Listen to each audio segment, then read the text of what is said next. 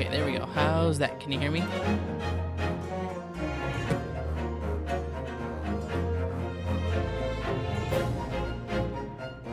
Alright, perfect. Okay. Now, let's get back into this. So, I was playing this a bit during when I wasn't streaming too, so.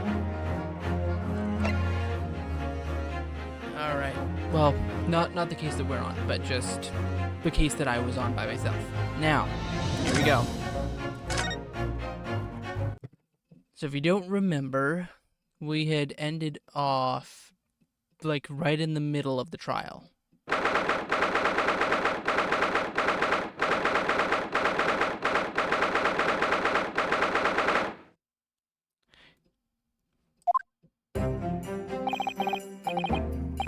Oh goodness, I'm gonna have to remember their voices.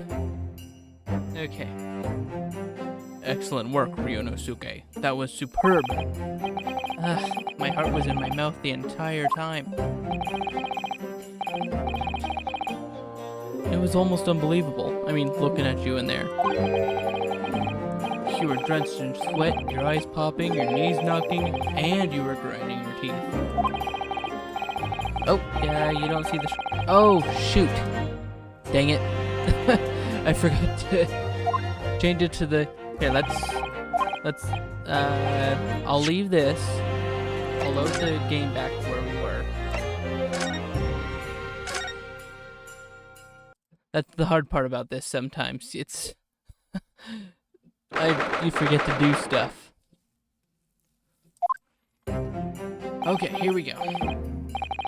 Now you should be able to see it. Can you see it okay now?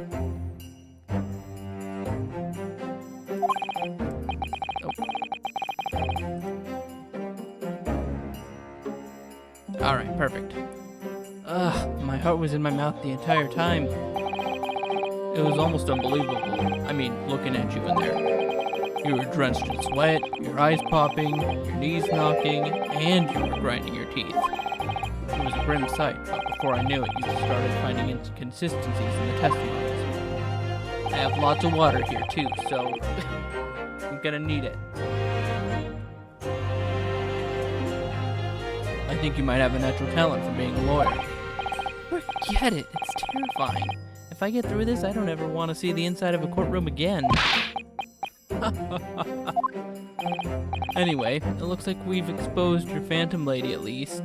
Oh yeah, so if you don't remember, last time we found out that Ryunosuke was correct in seeing the lady that he said he saw when everybody else was saying, no, you haven't seen it.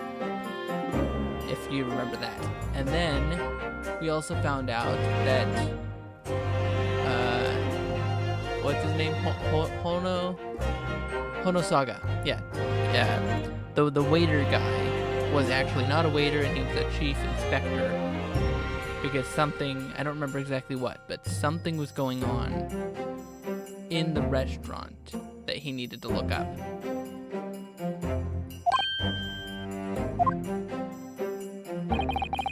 Miss Giselle Brett, a student from Great Britain, is she? That's what I was trying to tell everyone from the start. Dr. Wilson wasn't alone. There was a young woman with him, like I've been saying all along. Yes, you have, haven't you? I might not be overly confident in the courtroom, but my powers are of observation, one thing I am sure of. Yes, I can see that. So, about this young gentlewoman. Also, can you hear me okay? Do I need to change the volume for anything? Is the game too quiet?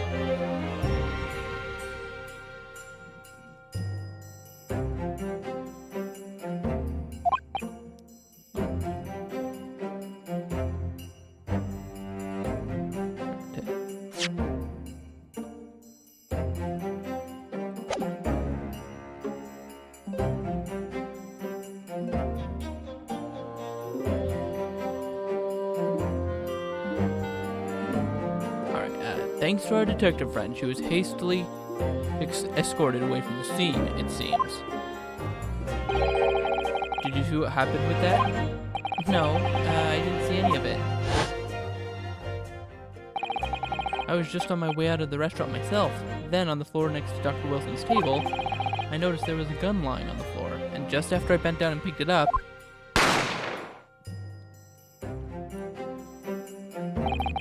I didn't have time to think about where the sound of the gunshot had come from. The waiter ran over to me, looking as white as a sheet, and he bundled me into some sort of small pantry next to the kitchen. What? Why would you... Why would you do that? That just seems kind of weird. Fast thinking by the detective, he apprehended his suspect without a moment's delay. Oh, okay, that makes sense. Yes, and because I was shut in the pantry, I have no idea what happened outside of the dining area. Ah, there you are. Well done, both of you.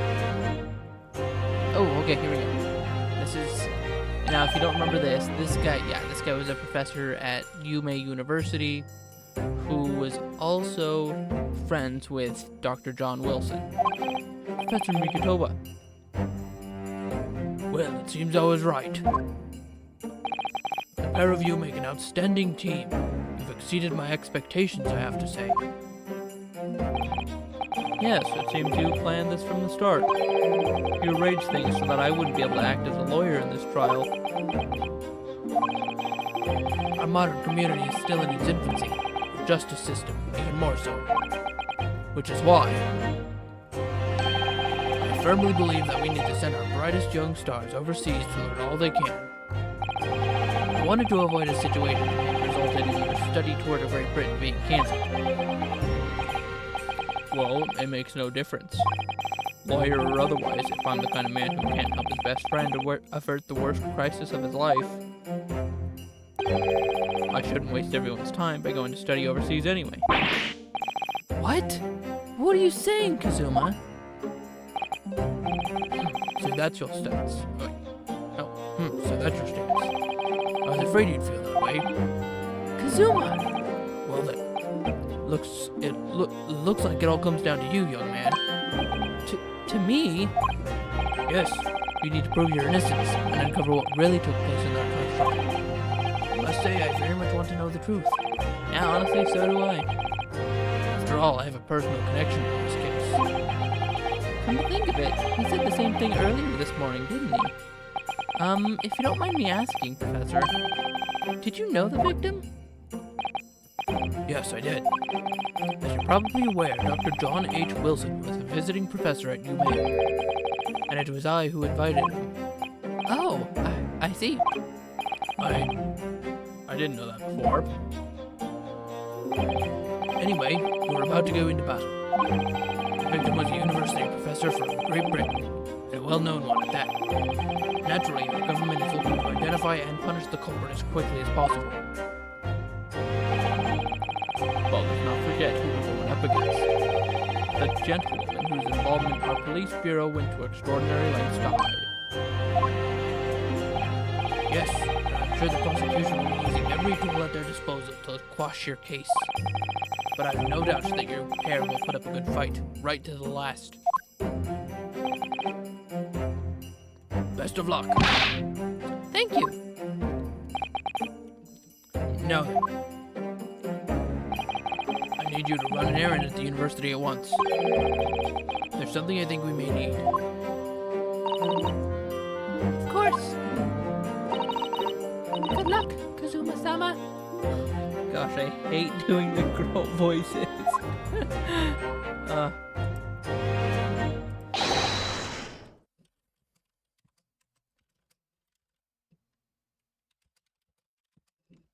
Just 1 second.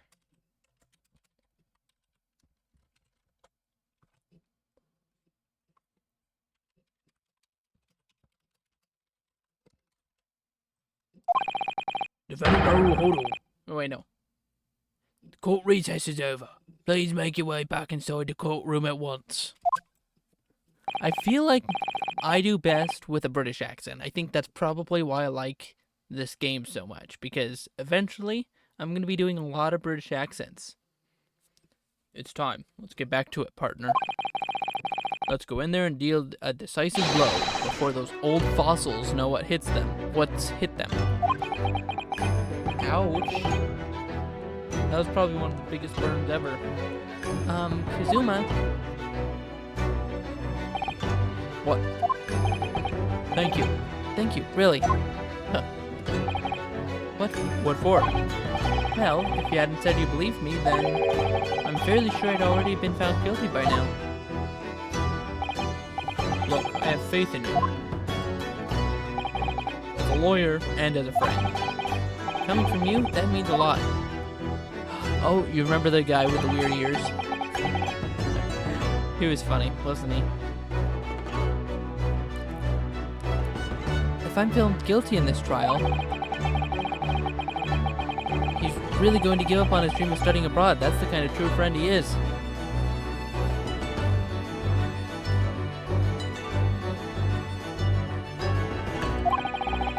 Oh, wait. Oh, yeah. So this isn't just my battle anymore. But, okay, so my point for asking if you remember Weird Ear Guy is because wait till you see Miss Brett's craziness that happens.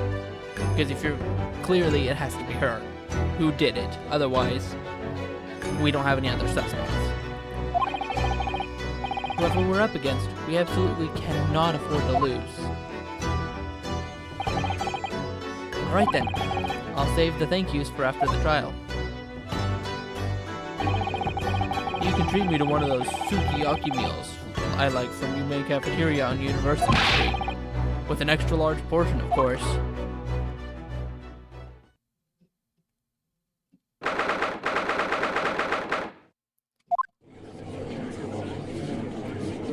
Oh boy. I don't think I'm ready to do Prosecutor Ouchie's voice, but I'm gonna definitely try my part best.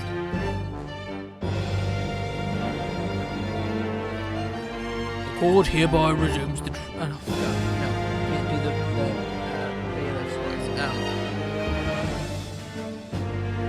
The court hereby resumes the trial of Ryunosuke Naruhodo. There we go, that's a little better. Prosecutor Ouchie, have you managed to subpoena the witness?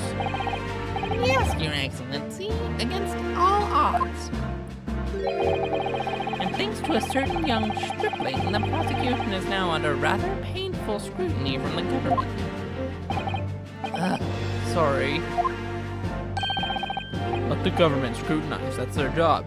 Nothing to worry about. It's highly unlikely that the good relations we forged with Great Britain will emerge from this trial unscathed. Will you still think it's nothing to worry about when the new treaty breaks down and our nation founders? Again, I'm terribly sorry. If the friendship between our nations is really so fragile, then the treaty isn't worth the paper it's written on. You really have nothing to worry about, Ryunosuke. What do you mean? A secret trial, anxiety over some foreign government opinions, a bungled investigation, missing witnesses. Is this what our nation's justice system is? Is it the Supreme Court of Japan or of England? Shut up! Shut up, you jumped-up rookie boy! You and your friend know nothing. Nothing of the situation our nation finds itself in. By aligning ourselves with this great world power, we'll become strong. Diplomacy has never been more critical. How's the microphone? Is it too loud? Am I being too loud? I feel like I've gotten a little more confident since last time, so I'm probably speaking a little louder this time. Okay, good. By aligning ourselves with this great world power, we'll become strong. Diplomacy has never been more critical. Steady political maneuvering is what will secure our futures. I won't deny that I'm no expert. I'm just a student, and one who could arguably study harder too.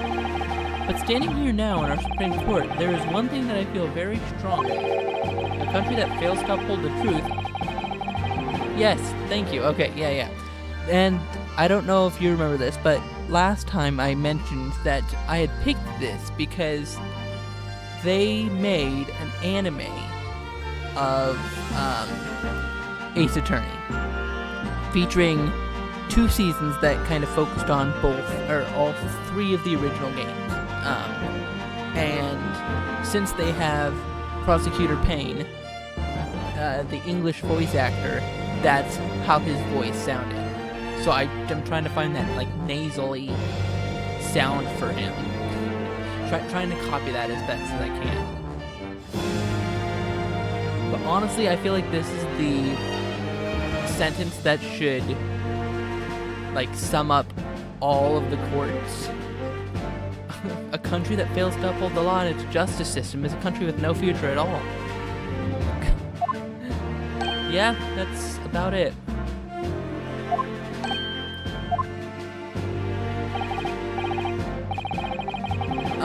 No, actually, this game has 5 cases, I want to say, and so the Great Ace Attorney, there are 2 games in the Great Ace Attorney. There's this one, and then there's the Great Ace Attorney 2, which has, I think, 5 more. So we do have 5 cases. They get longer as they go on. So we have quite a long time to get through.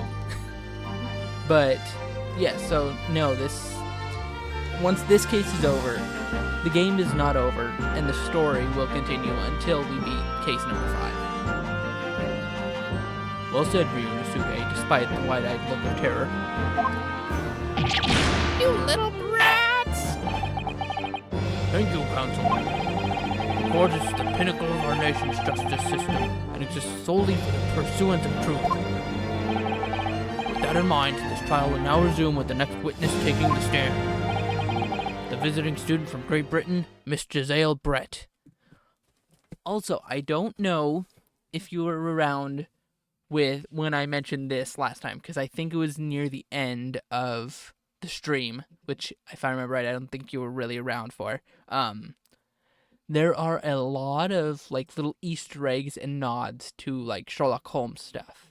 So this name, Miss Giselle Brett, is actually a nod to Jeremy Brett, who was arguably one of the more famous actors who played Sherlock Holmes in quite a few movies. But this is just like a swapped version of the name, while still keeping the same last name. Yes. Your Excellency! He is such a whiner. Okay, yep, there we go. There she is.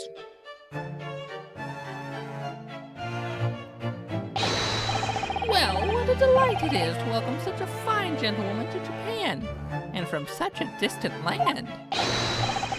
Tea! Somebody bring English tea. In England, no discussions take place without tea. Is that true?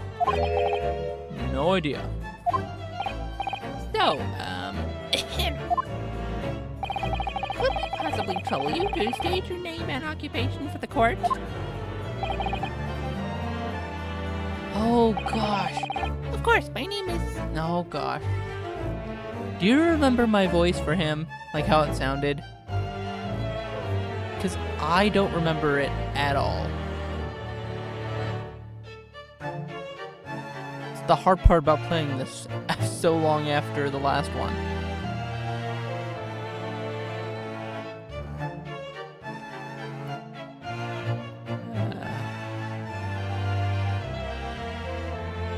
My name is Satoru Hosonaga. Okay, that's just gonna be it. It was kind of deathly? Okay. So, but if I remember right, it was on the higher end, right? Kind of higher pitch.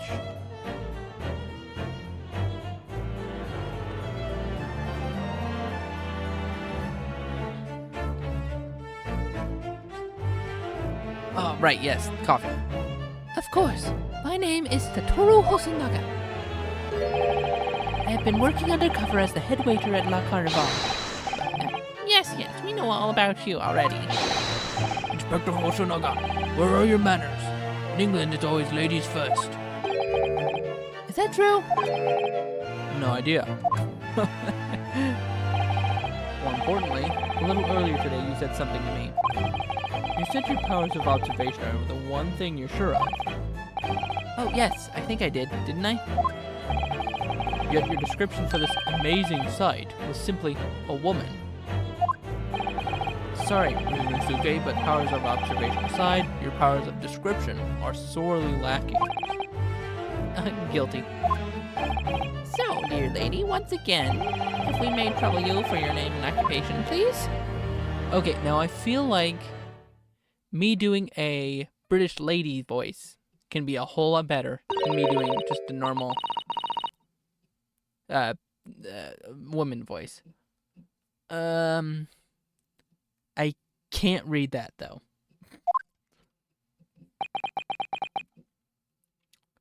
Or Southern? Okay.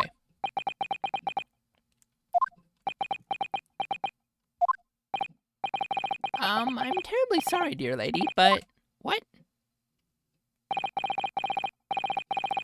Oh, okay.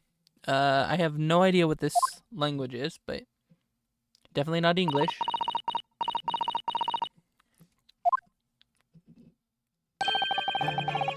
The lady says her name is Giselle Brett. She comes from London, England.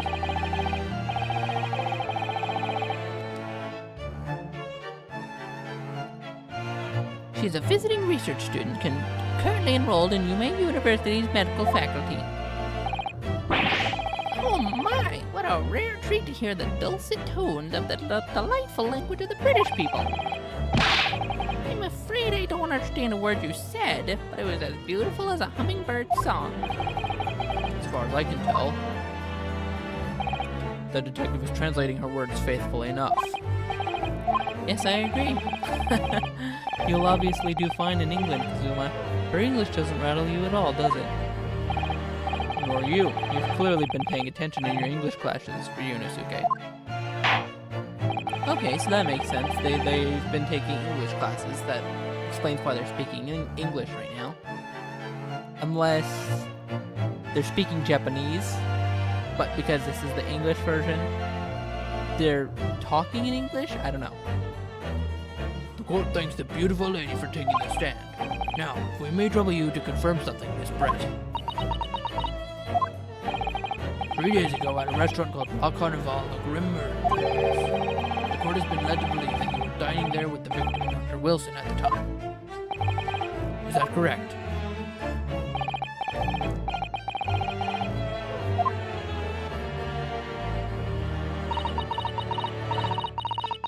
And don't worry, she won't always talk like this.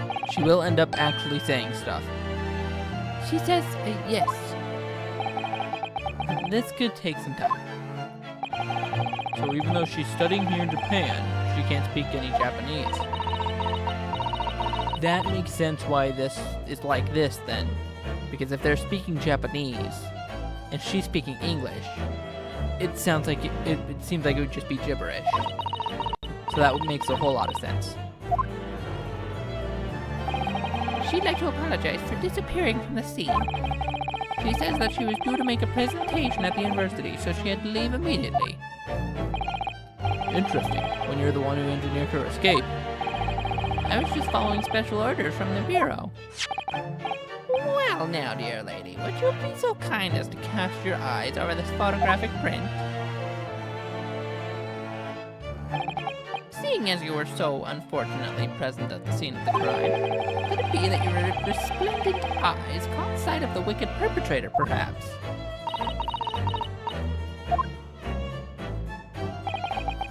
Apparently it was a very frightening and sorrowful sight. Do you mean to say? Yes, it would appear the lady did witness the crime. The very moment when the accused, standing right there in this courtroom, shot the victim in cold blood.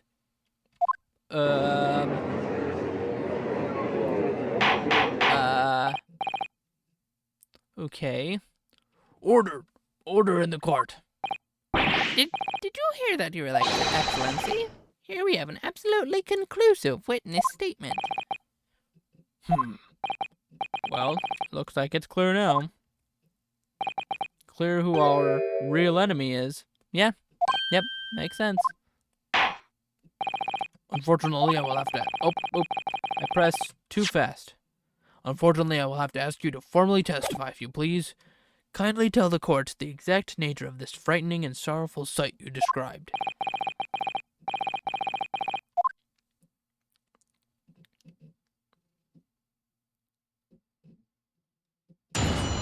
Okay, here we go. More testimony. Okay. I'd arranged... Okay, so, again, like we did last time, I'm gonna read this in a normal voice so we can kind of go through this together. I had arranged to meet for a slightly late luncheon with Dr. Wilson that day. The professor was unable to eat, so I ordered for myself only a beef steak. After a while, the accused came over to greet the professor, and they got into a fierce argument. Then, not long afterwards, the accused took the professor's gun and shot him right before my eyes. Okay, well, they didn't even know each other, so what would they be arguing about? That's kind of weird.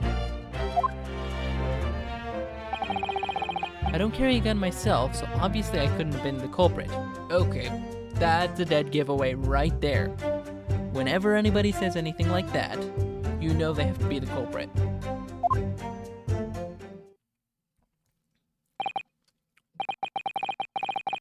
Yes! That could be too. Yeah, like Hosonaga is kind of working with her to kind of hide it. Is that what you're kind of thinking? No, I didn't have any kind of argument with the professor at all. Objection! Quiet, you filthy wretch. Look at you, you black-hearted blackguard, and look at this snow-white angel. I'm sure even a dark-minded scoundrel like you can imagine whose words the court is going to believe. Oh, yeah, that makes sense. Yeah, twisting. To make her look less innocent. Or, sorry, less guilty.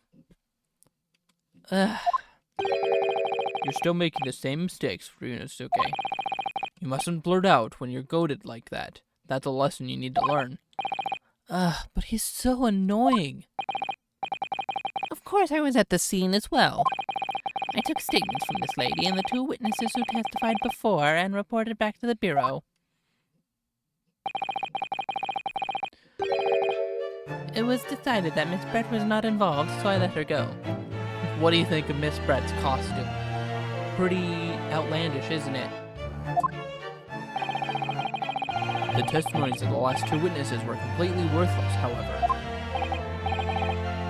Well, even so, on the day in question, the lady was wearing the same outfit as she is today.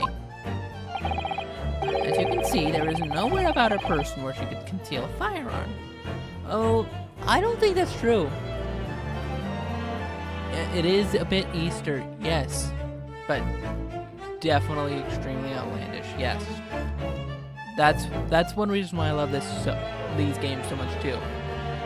People are outlandish in these games. Like so far, I mean, I know Weird Ears and Baby Holder Military Guy have been a little outlandish, but Hosonaga is pretty normal. Ryunosuke and Kazuma are pretty normal. The judge is pretty normal. Yeah, but there are definitely extremely outlandish people in here. Anyway, yeah, I can definitely see. Yeah, exactly. I would think she could hide a gun almost anywhere in that outfit if she wanted to. Unless and until the precise location where the witness is to have hidden the weapon can be shown, this is moot. There are no pockets in my outfit. I have nowhere to hide a gun. Those are the witness's own words on the matter. Ah, that's ridiculous. If only I was allowed to lift up her dress, I could prove it. Careful, Ryunosuke. You gotta be very careful with what you say. Don't think about doing anything rash, Ryunosuke. But I didn't fire the gun I picked up. There must have been another gun there that day. You're right about that. Which means this lady was hiding a gun somewhere. Yes, that's what we have to prove now. And to do so, we will need to pull her testimony apart. Alright. Oh, there's a little smirk there. She's definitely hiding something. Oh, the defense may now cross-examine the witness. Oh, yes, Your Excellency.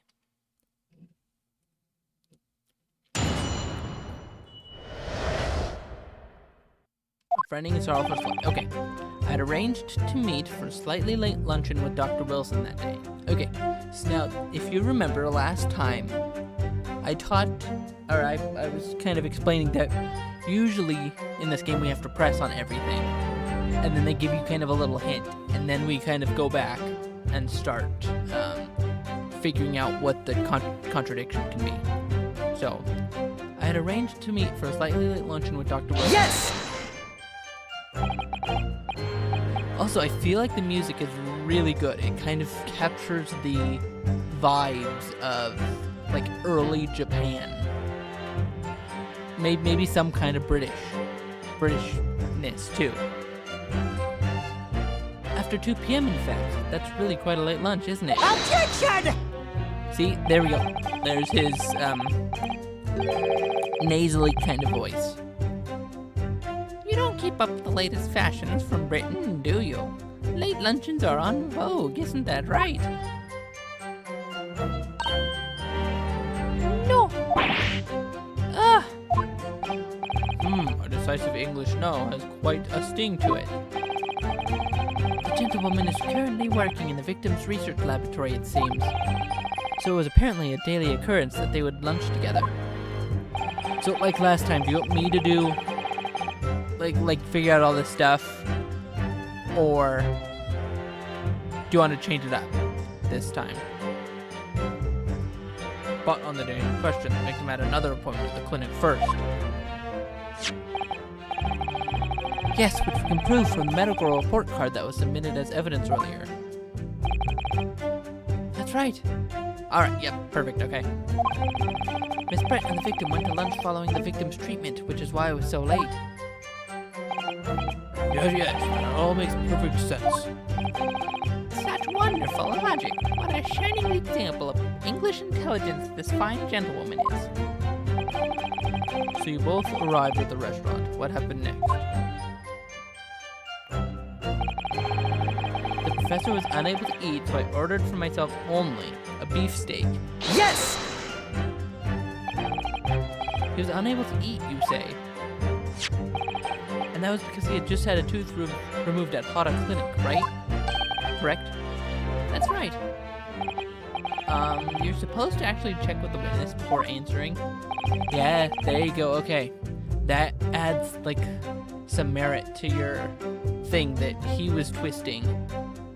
Merit to your suggestion that he's twisting some of her words. Because he just flat out answered for her, instead of asking her. Was Miss Brett aware of that fact? It seems so, yes. She heard that the professor was to have some dental treatment. So that would mean that it was you who ate the steak pictured here. Is that right, Miss Brett? That's right, yes. The print you have there shows the table exactly as it was left after the horrifying events. Exactly as it was left?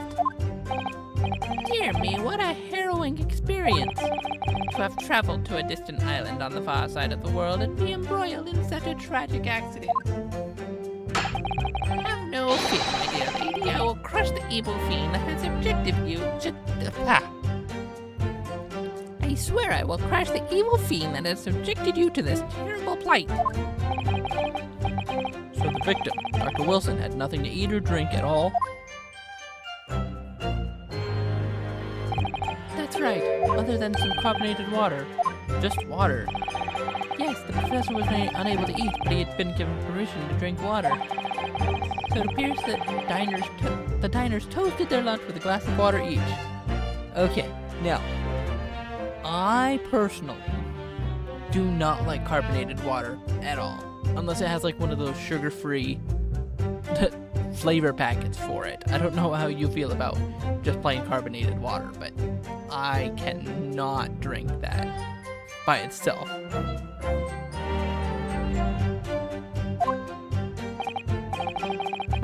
They each raised a glass of carbonated water. What do you think, Ryunosuke, about the witness's last statement?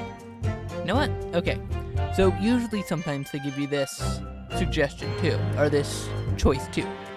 You can choose to add a piece of testimony.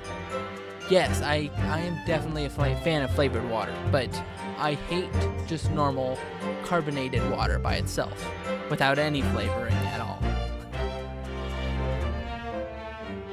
Yeah, but so anyway, yeah, they give you this choice, which gives you a choice of adding the testimony or not adding it. So, and I think you should add that. That statement of yours, Miss Brett, has a profound bearing on this case. Well, how fascinating. Do tell us, what is this profound bearing,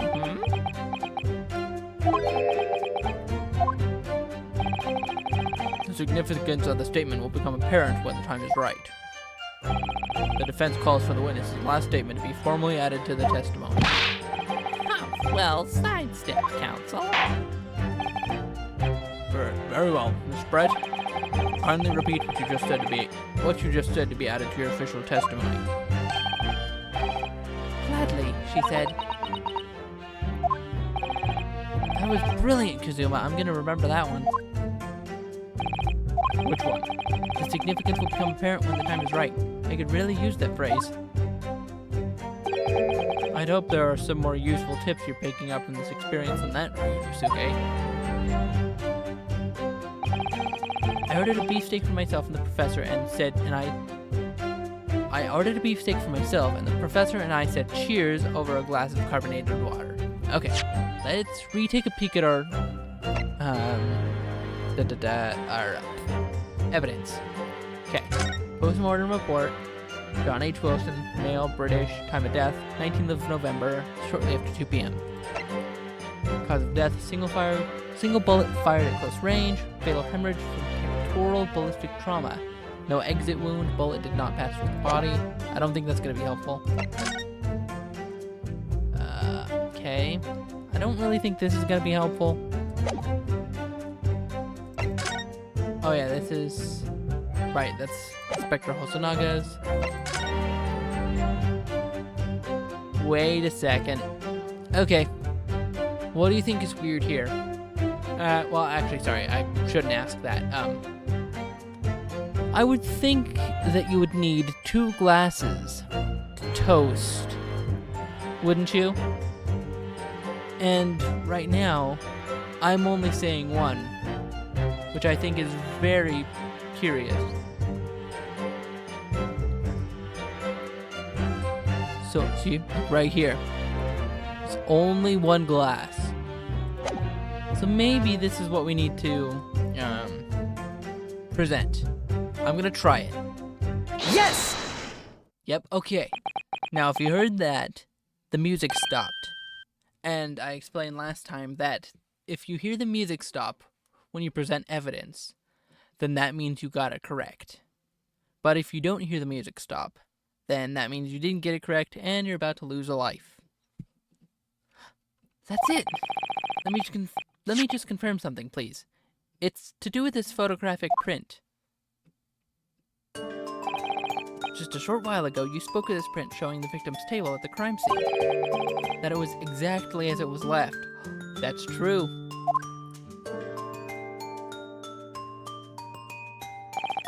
That is correct, the lady says. Well, it's odd. Very odd. Dear me, what's odd is the defense's inability to express itself. Yeah, I think Ryunosuke shares everyone's experience with Prosecutor Aochi or Prosecutor Payne. Just, can we get rid of him already?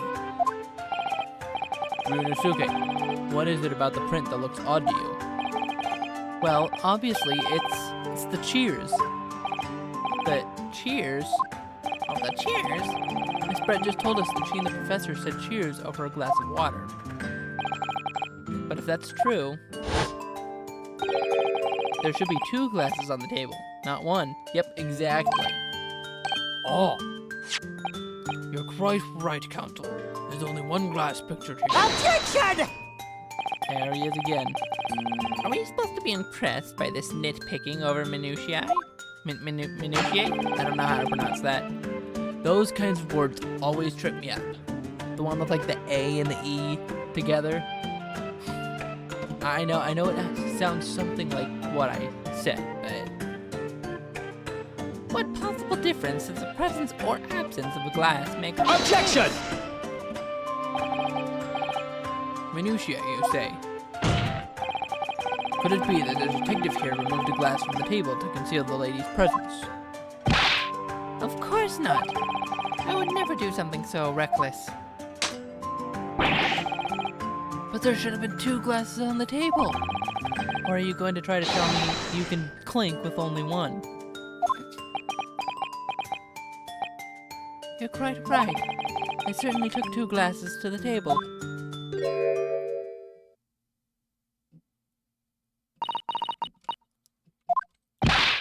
Inspector, what did the lady say? It would seem that it was Miss Brett who took the glass from the table. What? It was also terrifying, everything that happened. I panicked and thought I should try to hide the fact that I'd been there at all, she's saying. Good gracious.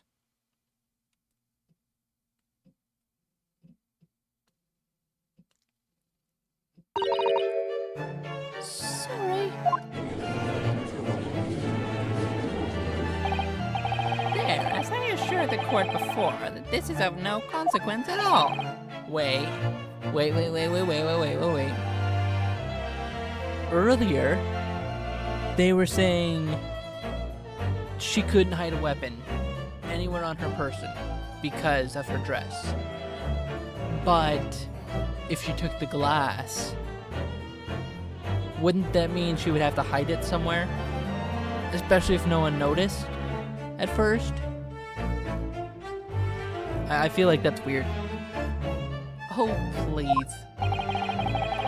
You must remember that this student had just murdered this lady's luncheon companion before her very eyes. Who could blame her for concealing a glass or 2 in her state of disarray? That's absurd. Oh, really? So do we take it that you are now going to accuse this vulnerable, young, and beautiful woman of mischief? And that's something that you'll find here in Ace Attorney games too. There is a lot of this. So, like if you ever have a woman, young lady, younger lady, not too young, that would be weird, like 17, probably, you find that the judge and the prosecution kind of always compliment them like this, which is kind of weird. But also, you have to remember these games were released in Japan, which I'm assuming things are a little different over there, according to like rules and stuff. No. This can't be put down to mischief. I'd like to know exactly how the lady took the glass from the scene.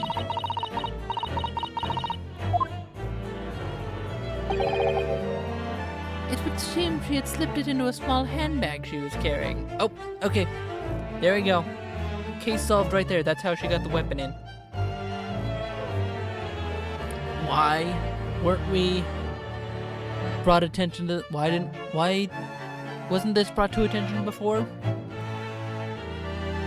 See, so according to real life law, this is definitely way too far-fetched.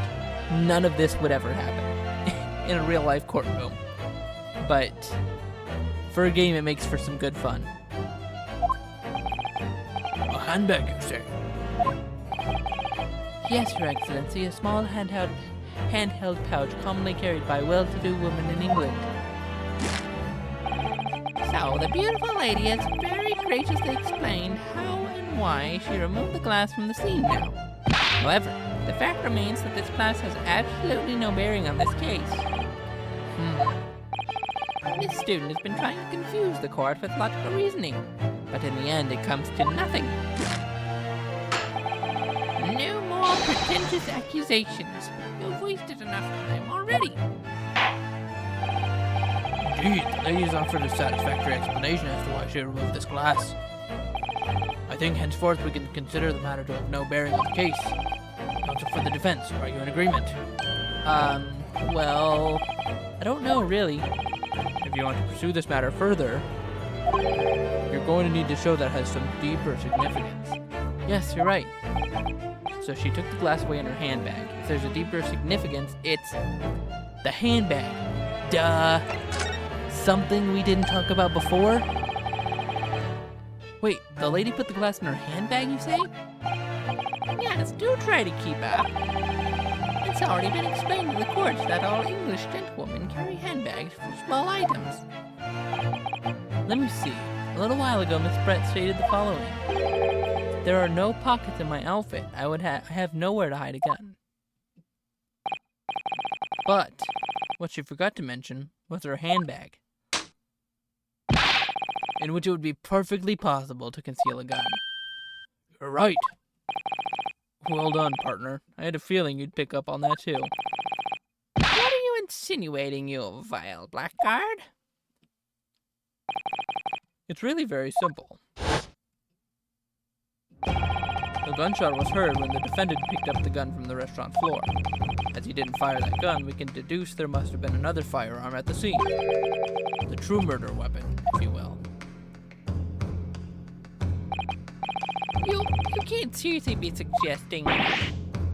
Inspector Hosonaga, Yes? did you or did you not search Mr. Zalebrad's handbag on the day of the murder? No, sir, I did not. As I thought. What kind of police officer wouldn't search a handbag? I'm sure you would. I'm sure you would have to, correct? Because you worked in the field, I think, so you would have to, or something to that effect. I'm sure you had to be very thorough in your searching, didn't you? In other words, another gun, the one that was actually used to kill the professor, could have been hidden in Miss Brett's handbag.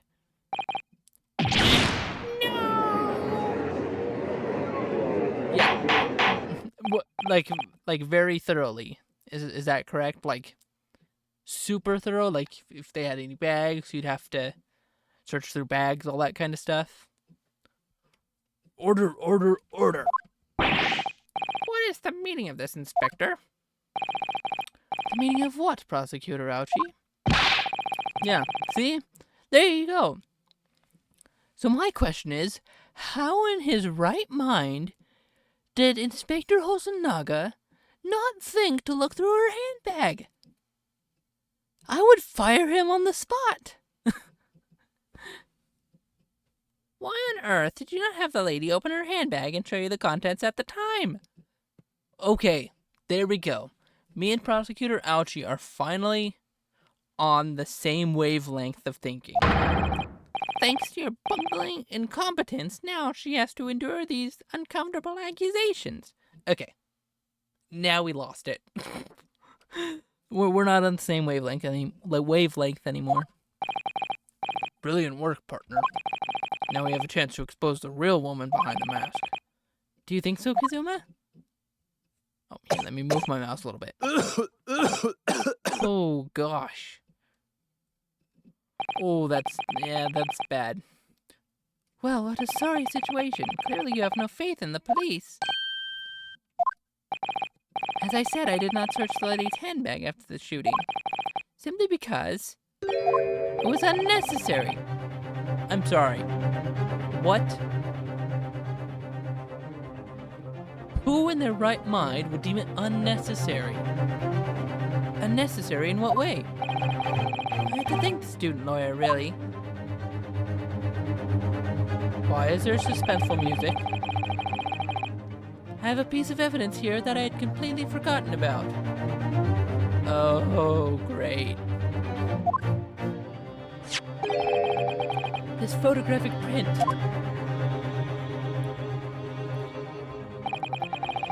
This print is of a photograph that I thought would be prudent to take immediately after the shooting.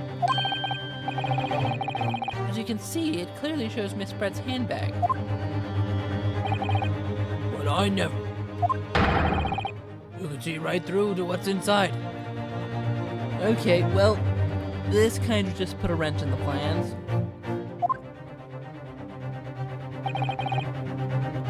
That's right. Apparently, meshwork bags like these are the height of fashion in London at the moment. It's funny, because I really haven't seen any meshwork bags like those nowadays. They're always like full-on just purses. So the contents are clearly visible. Exactly. There was no need to search the lady's handbag. If there had been a gun inside, it would have been immediately obvious. As you can see, there's nothing to imply Miss Brett's guilt here. You know, I'm starting to hate these guys. I don't know about you, but I am definitely developing a hatred for them. I forgot how unlikable they were after this point right here. Or at this point, I should say. Thank you for helping me prove that Naruhodo-san.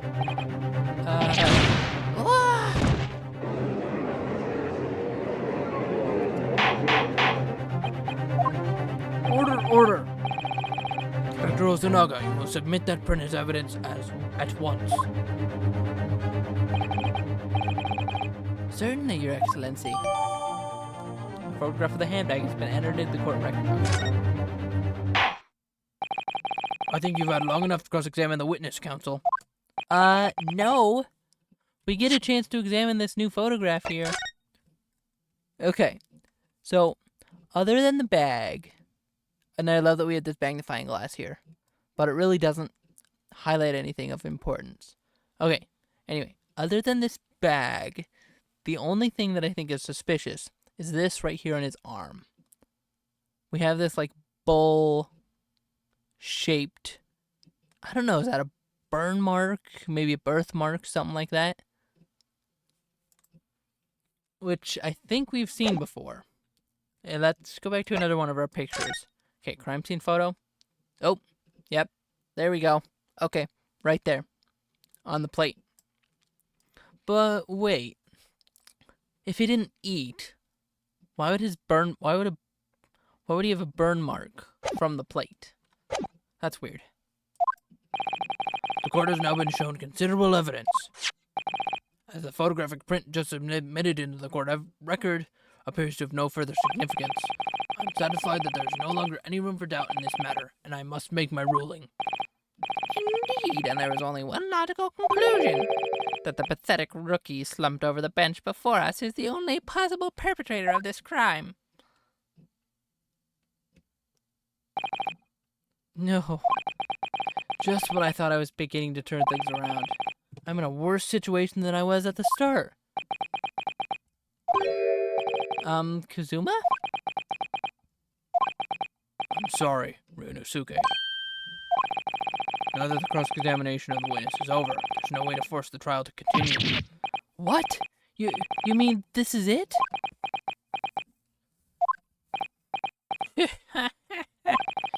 I must say, you put up quite a fight for a rookie student. But the weak are meat, while the strong eat. You are wasting your time. There's no way to defeat true justice. A fact you can chew on to your heart's content from the inside of your cell. This can't be happening. Am I really going to be found guilty of a crime that I didn't commit? And Kazuma, his dream of going to study in Great Britain will slip through his fingers. Kazuma, what? Is there really no chance now of turning this trial around? You heard the judge. There's nothing about that last photograph that the detective produced that we can contest. Which means there's no basis on which we can argue for the trial to continue. Very well, I will now proceed immediately to the ruling. It seems we'll be able to report to the British government on time after all. That smug little Ryusuke Naruhodo, having considered all of the evidence placed before me, Yes! I find you... Wait, what? Why did Ryusuke just object? Wait, Your Excellency. Ryusuke? Oh, Ryusuke? I don't think you can rule this case yet. Objection! This amateurishness is getting tedious. When His Excellency deems that the trial is over, he gives his ruling. That is the most basic protocol of the courtroom. Yes! Your Excellency, just a moment ago you said this. As the photographic print you submitted appears to have no further significance, there is no longer any room for doubt in this matter. I must make my ruling. Now that means that if there was a problem with the evidence, some significant detail, I mean, then the ruling on the case at this time would be either Objection! This is blatant straw clutching. Look at this photographic print. All it shows is the handbag the gentlewoman was carrying on the day in question. There could be no problem with this evidence. You better know what you're doing, Ryusuke. I understand your objection, counsel. Certainly the new evidence submitted by the detective has not undergone the court's scrutiny. However, I fail to see how we can glean any new information from this handbag. Ha! My thoughts exactly. Really, the prosecution is becoming tired of this rookie's desperate wheezes.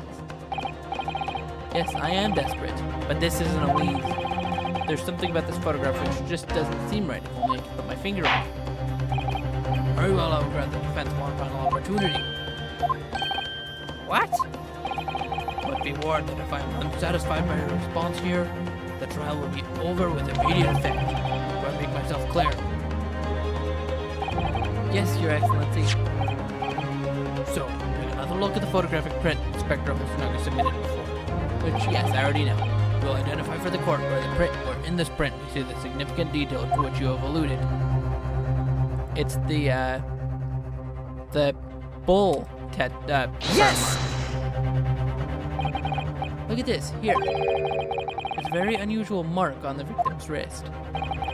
That is true. It looks almost like a burn of some description. Objection! Dear me, I was pondering what new piffle you would come out with. A burn, you say? On the victim's wrist? Clearly that has nothing whatsoever to do with the magnificent lady's handbag. Yes, it is a burn mark, you're right. Go on, Inspector. The accused coroner also noted it when he was performing the post-mortem examination. It was deemed unrelated to the cause of death, so he didn't note it in his report. What did I tell you? In any case, we have no idea when the victim suffered this burn, do we? And no possible way of knowing either. That's not true. The more I look at it, the more I find myself intrigued by the curious shape of this mark. However, as Prosecutor Auchi points out, unless a firm connection to the case can be shown, I cannot allow any further time to be spent on the precise details of this burn. Oh, there she goes talking again.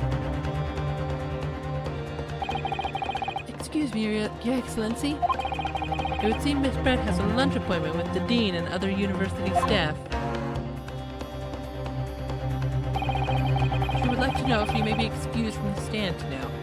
Okay, real quick. We know Miss Brett is the killer. Okay? So I'm gonna test you out here for 1 second. It's nothing too thinky. It's not about the case at all. It's just a fun little thing I thought of. So you saw wiggly ears and baby carrying military man. You saw their outbursts. What do you think her outburst is gonna be? I'm curious to see what you think is gonna happen when she goes crazy.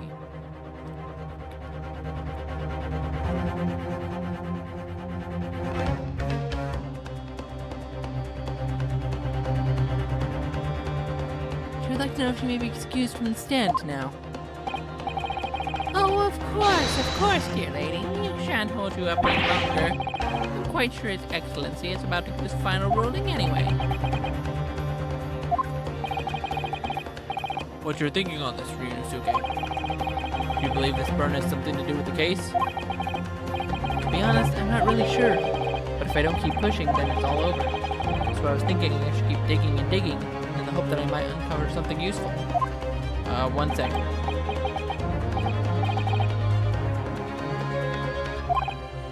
Oh, well. Yeah, you're right. Oh, yes, you're right.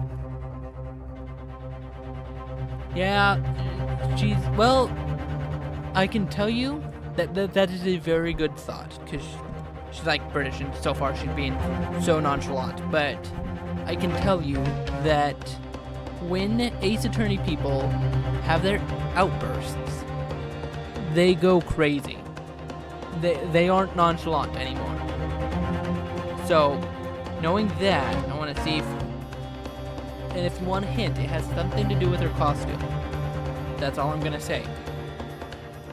I am? If we could just link that burn to the case, if we can do that, we might be able to prise this shutting door back open again. Just give up, Counsel. You can't possibly hope to do that. Indeed, I'm afraid that without evidence I can't allow you to pursue what is little more than conjecture. But if we had evidence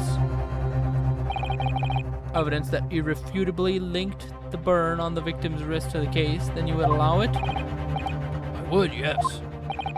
To tell the truth, I hadn't noticed that burn, but as soon as you pointed it out, what I did notice was the color draining from Miss Brett's face. Oh, we're getting started. Here she goes. I think she's starting to lose it just a smidge. It's not, like, crazy, but... Really?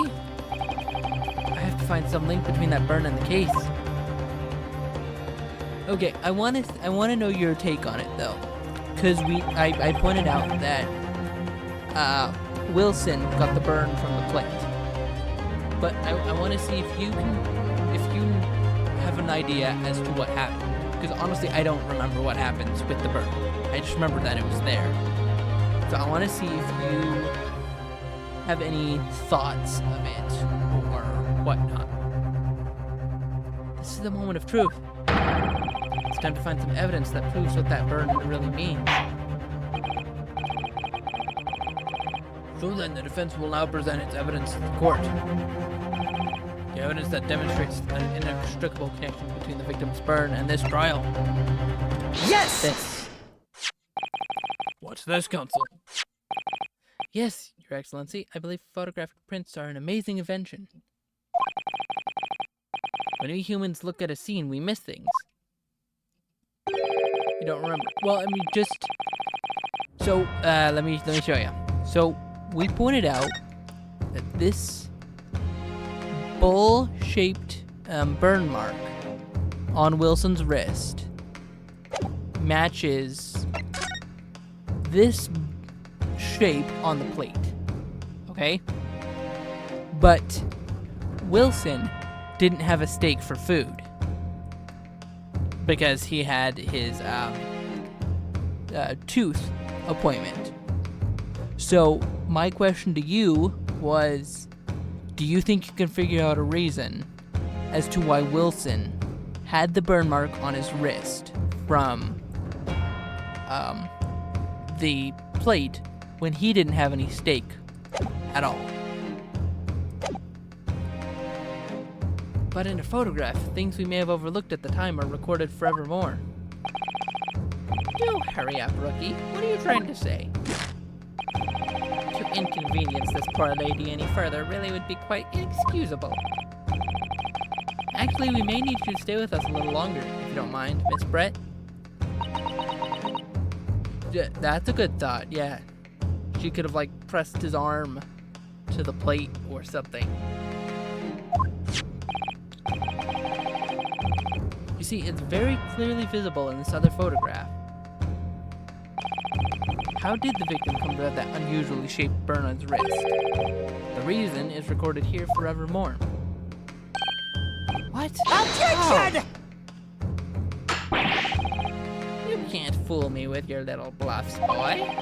If that's your game, then let's see how it plays out. Show the court exactly what you mean. Excuse me, I'm sorry. That was very unprofessional. I don't know if you heard that. Sorry. What is it in this photograph that explains the reason for the victim's burn? And as we know, Yes!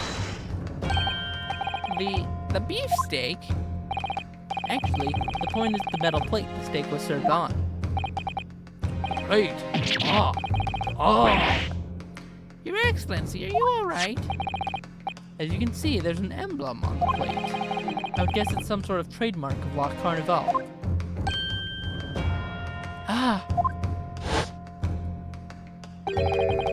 This emblem on the plate and the victim's burn are exactly the same shape. Ryunosuke, you genius. You're spot on. Which means the victim must have suffered this burn while he was present at the restaurant. Objection!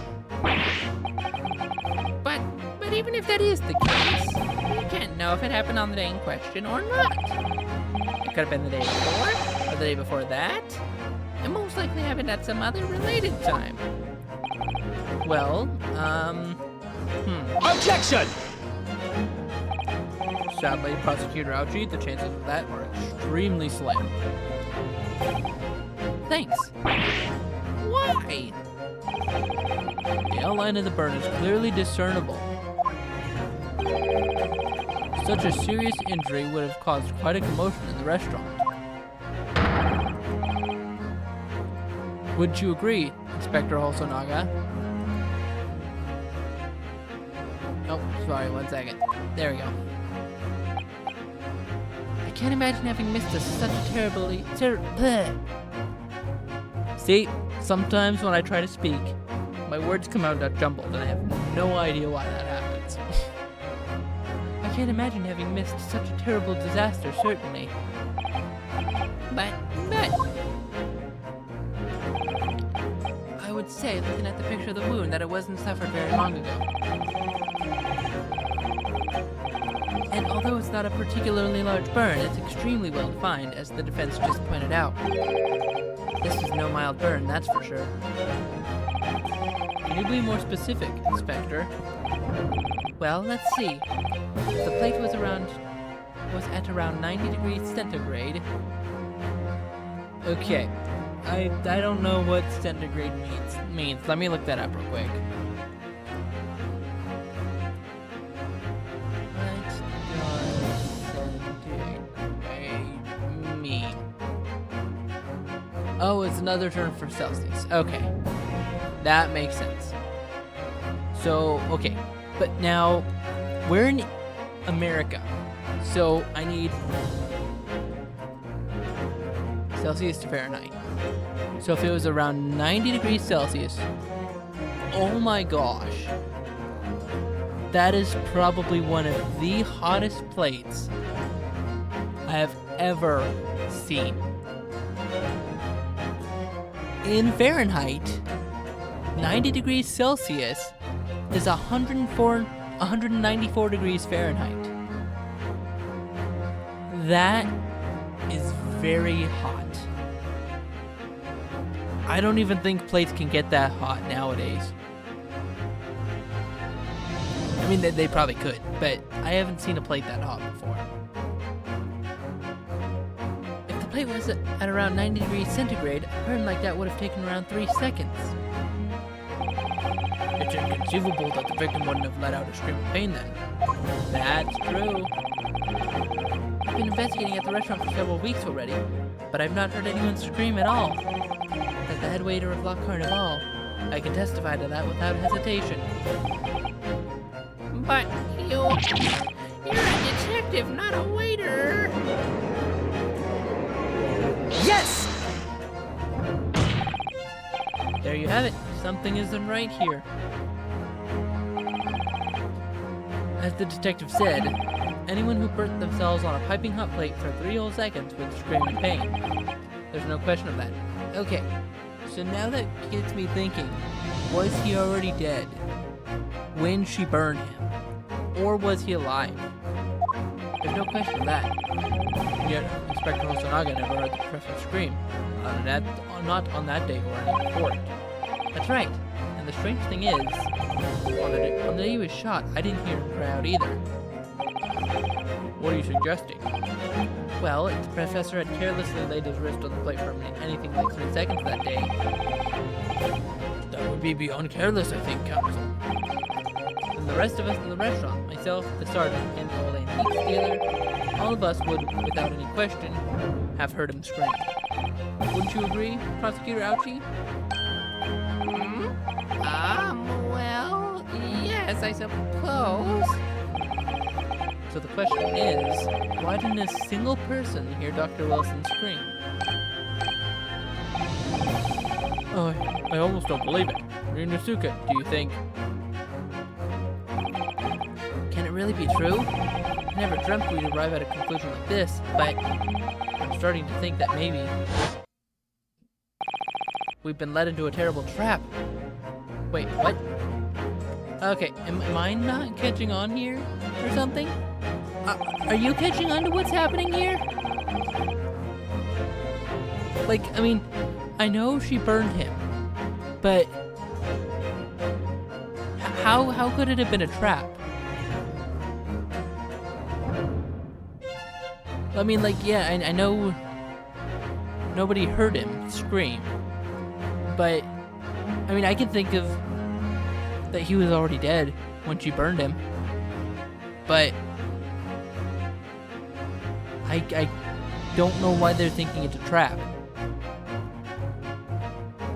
Maybe they'll explain it here in a second. There's only one explanation I can think of to make sense of this apparent impossibility. On the day in question, when he suffered the burn to his wrist, Dr. Wilson...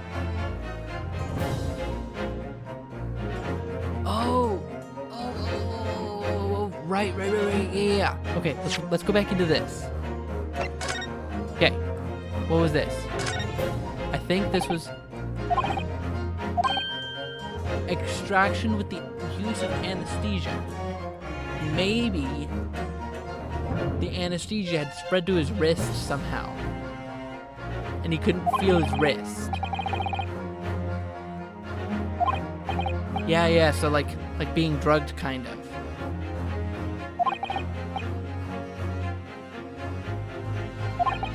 Laughing gas.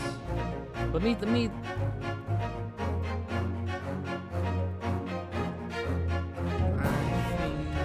gas.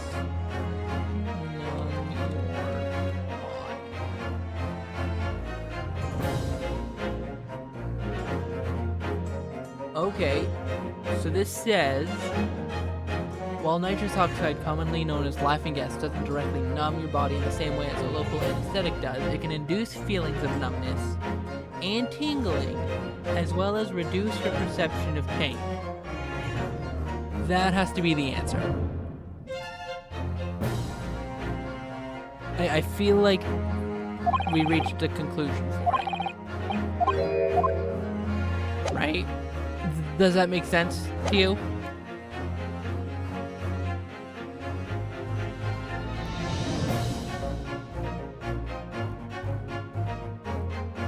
Yeah, so he hadn't noticed the burn. Yes, the professor, being as absent-minded as usual, was aware of his hand falling onto the piping hot plate and didn't even notice the burn happening. You didn't even know the professor, and here you are labeling him as a bumbling scatterbrain. How about I hold your wrist on a hot plate and we see how your bumbling scatterbrain copes? Oh my gosh! Kazuma! What? Perhaps the scream you let out will wake you up a bit. Oh, okay. Yep, I think you're right on the drugged part. That's... Oh, okay. Okay. I think I just worked it out. So, you know how Miss Brett stole a glass, right? Maybe she stole it because she had drugged that one. And he was asleep.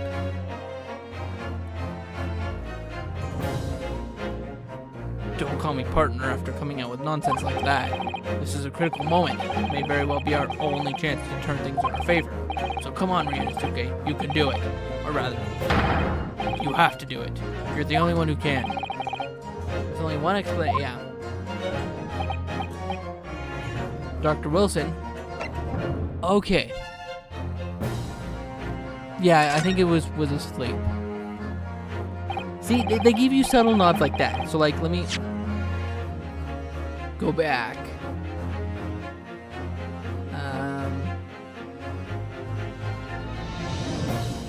Perhaps the scream you let out will wake you up a bit. I think that was the clue. Yes, the professor with his tendency to nod off was asleep when his hand fell on the piping hot plate and didn't even notice the burn happening. Nope. Okay. Never mind.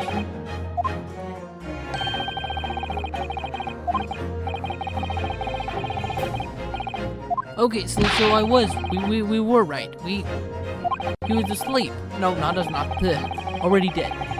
That's what I meant to say. See, so that's what I was thinking.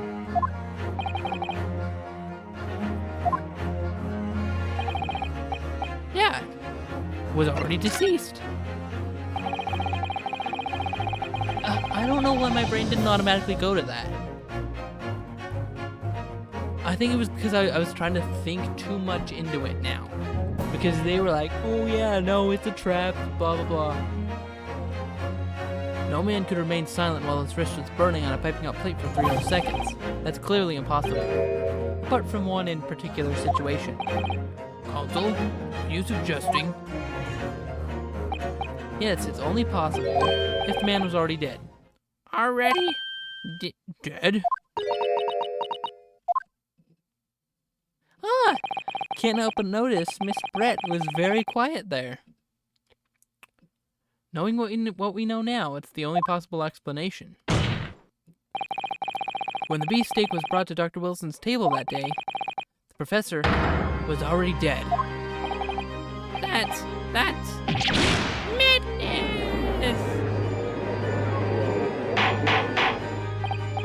Order, please. Counsel, explain this absurd notion at once. The victim was killed by a gunshot. That's right. That's absolutely right, Your Excellency. This is just another ridiculous ploy by the rookie student. But clearly he has no grasp of the facts. Ooh, sorry, had to take a drink of water. Ouchie's hurting my voice. Makes sense. His name is Ouchie, so it would be pretty obvious that he'd cause an ouchie on your voice. Objection! No, Prosecutor Ouchie. It's you who has no grasp of the facts. I beg your pardon? As soon as it became apparent that the victim had suffered that burn while at the restaurant, this whole case was turned upside down. Or have you not grasped that yet? Okay, here we go. They're gonna kind of explain a little bit, which is gonna be very helpful for me.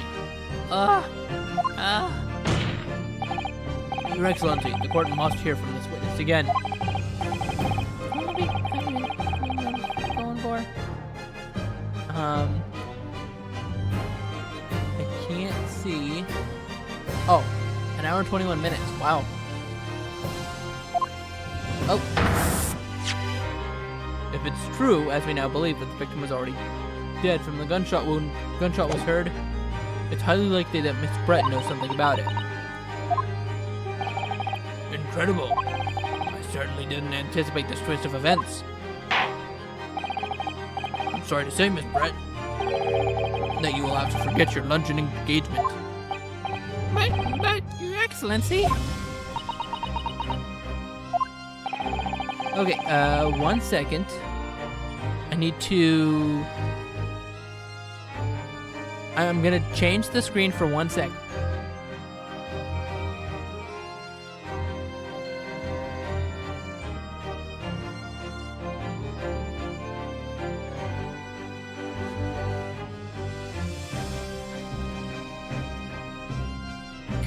screen. There we go. Okay, there we go. Sorry about that. I had to add the microphone to the break screen. That way, if I needed to go, then I needed a break, whatever. The justice system in our country may be in its infancy, but rest assured, all reasonable doubt must be dispelled before I am prepared to pass judgment. Okay, now, the reason I was doing that is because I'll be right back. I have to go use the bathroom.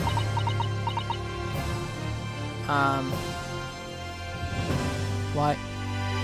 Oh, I'm at the wrong. There we go. Okay, I'll be right back. I'm gonna use the bathroom.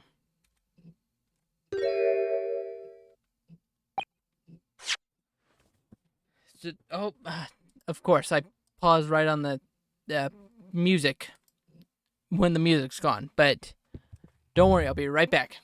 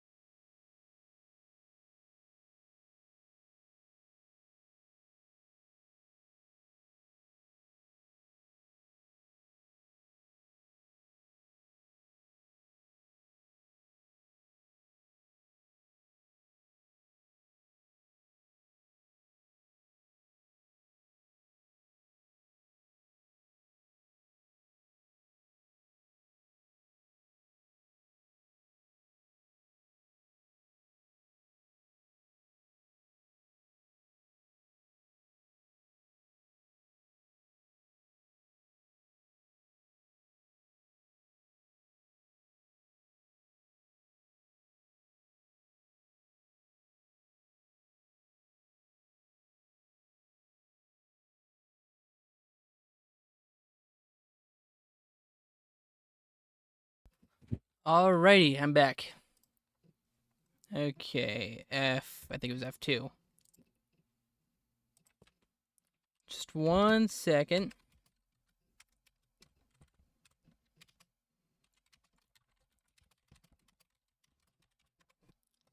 So how are you doing? What you doing right now? Sorry. Clear my throat sometimes. Okay, let's go back.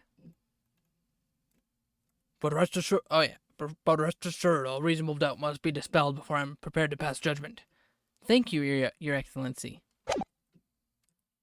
What was that smile? Yes, of course. I mean, I'd be delighted to help. Especially if it helps relations between my country and yours. I'm sorry, what?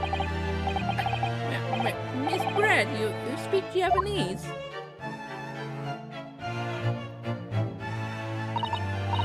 Well, of course I do. I am studying in your country, after all. But then, why have you been speaking through an interpreter until now? Okay, you know what? I'm gonna try to go high-pitched. I want your opinion on this, right? My mother tongue, the Queen's English, is the most refined and elegant language in the world. As a gentlewoman, I try to avoid speaking your vulgar tones as much as possible.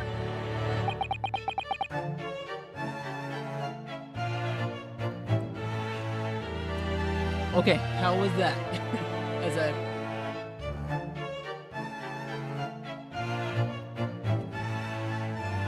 voice, how did I do there?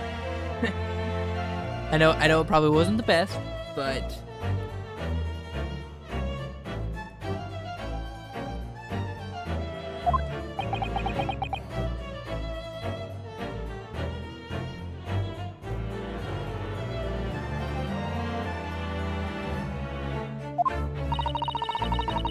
It seems that men in this land possess none of the chivalrous virtues of English gentlemen. So I can see that I shall have to lower myself to communicating with you all on your own level. Oh, well, you are the epitome of a true English gentlewoman. We are truly honored by this lavish consideration you so graciously afford us. Sorry, I don't know why I said that in a British accent there. I see. In that case, Miss Brett, I will now ask you to testify in your own words.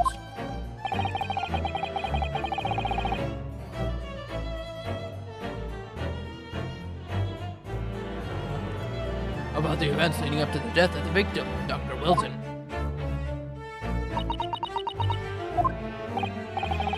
So, we're finally going to hear her own words on the matter. Things are getting interesting, Ryunosuke. Oh, okay. Here we go. I get to talk as her now. Unfortunately, I have no idea when the poor man burnt his wrist like that. When the waiter brought my steak, the professor and I raised our glasses in the toast. As far as I've heard, the post-mortem report showed no other cause of death besides the gunshot. If there's some other way a man's life can be taken for living Christ, please do show me. there's plenty. Poison, for one. Let me see. Fatal hemorrhage from pectoral ballistic trauma. Okay.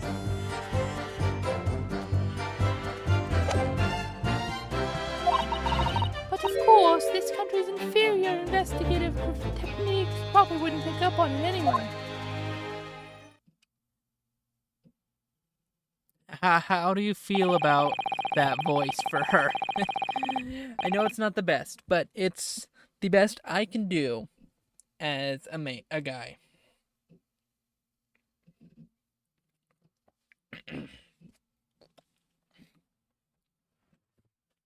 That most captivating and beautiful testimony will go down in the Supreme Court's history. Thank you.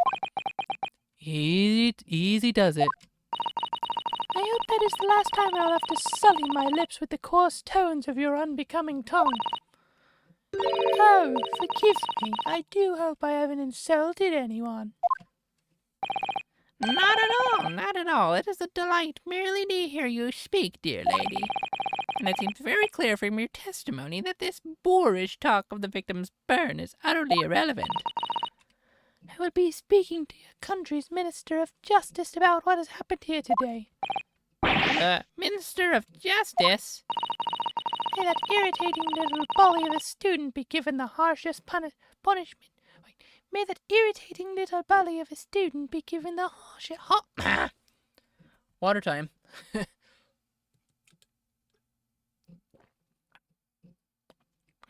Goodness me. Doing high-pitched voices is not easy. May that irritating little bully of a student be given the harshest punishment possible. Amen.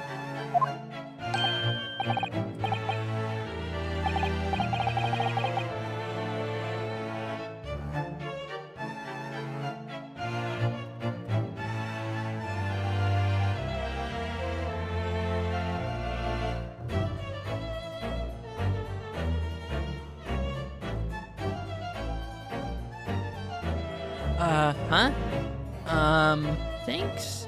Was that a prayer then? Well, you'll have to forgive the irritation, Miss Brett. Put up with a cross-examination now. I expect you've noticed that this little bully of a student, as you put it,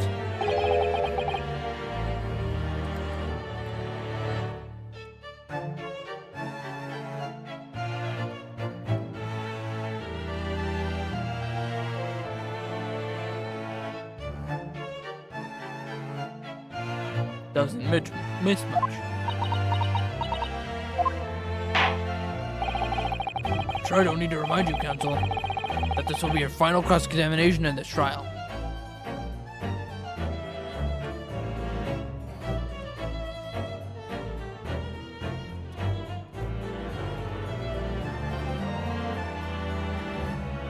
Okay, so that's what I like about these games too. They usually give you a warning when you're about to enter the final trial, final cross-examination.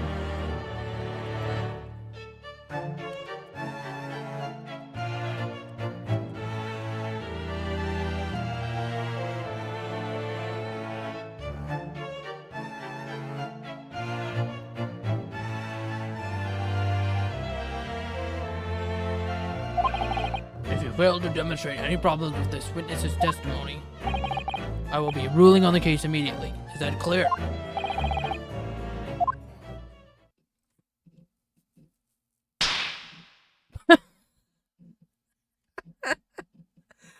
What in the world was that? You missed what?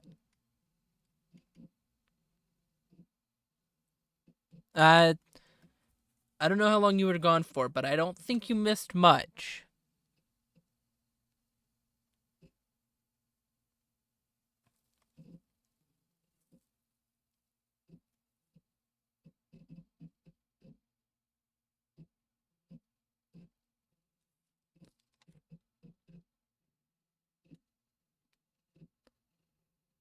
What do you think you missed?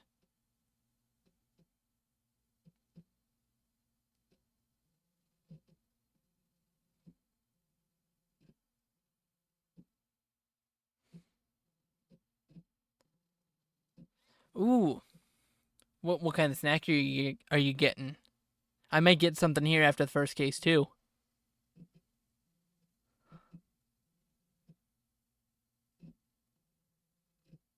Oh, let me get to somewhere with some music. It's very quiet. Yes, Your Excellency. Then you may proceed with the cross-examination. The victim's death. Ah, yep. Oh, did you hear my Miss Brett, my new Miss Brett impression?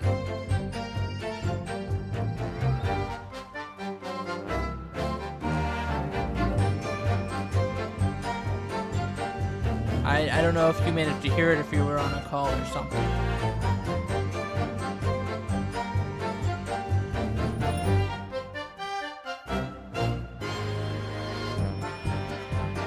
No? Okay. Do you want to hear it? Because I would love your feedback on it. as I am not good at doing women voices.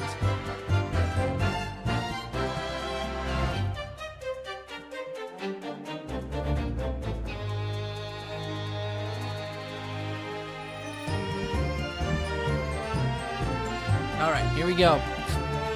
Unfortunately, I have no idea when the poor man burnt his wrist like that. When the waiter brought my steak, the professor and I raised our glasses in a toast. As far as I've heard, the post-mortem report showed no other possible cause of death besides the gunshot. If there's some other way a man's life can be taken without leaving a trace, please do show me. I don't know why, but that just cracks me up still. So, what do you think of that?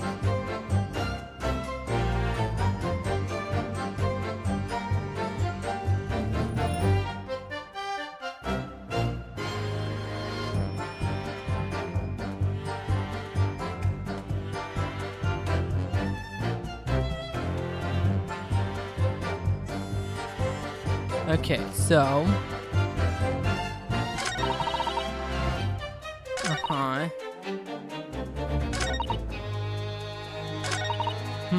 Is that a good or a bad? I don't know about that voice.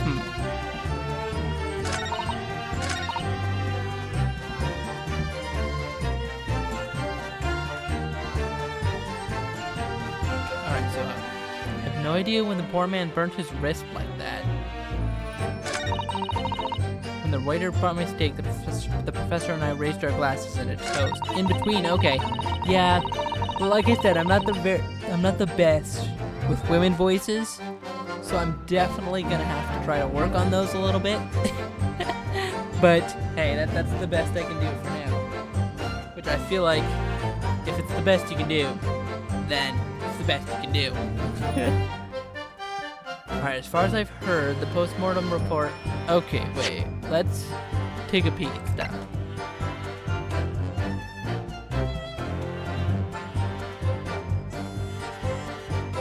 Okay. Okay, wait, let's go through this again. Okay, let's press everything first.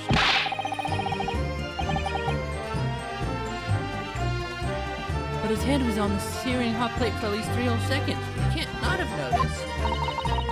Do you think so? Let me ask you something. Sorry? Ever since I arrived at the schoolroom, and even still now, the fly on those unsightly black trousers of yours has been wide open.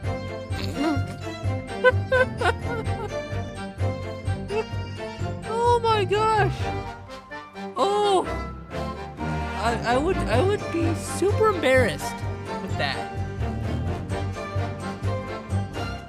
But I feel like she could have had the professionalism to not point that out.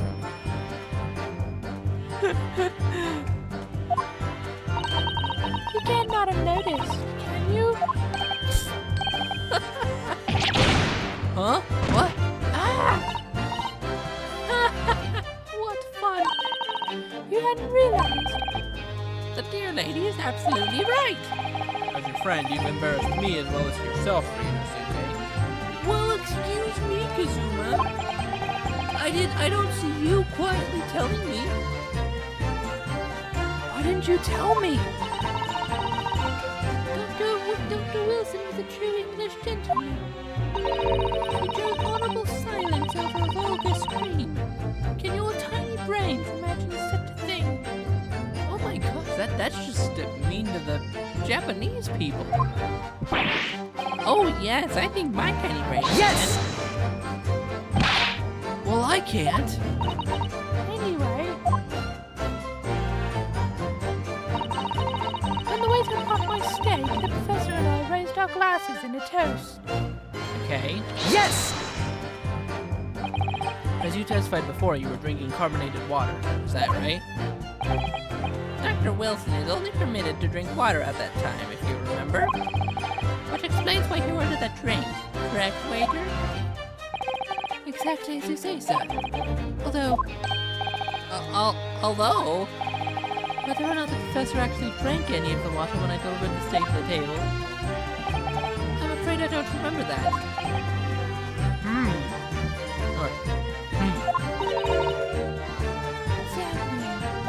Alright, now, I do have to say, I don't usually say the worst words. So, like, I mean, sometimes I do, but I'm glad that these games only say, like, damn and stuff like that. Like, the not the worst words. But... I'm enough English to understand that, at least. For the benefit of the others in the court, it means bless you.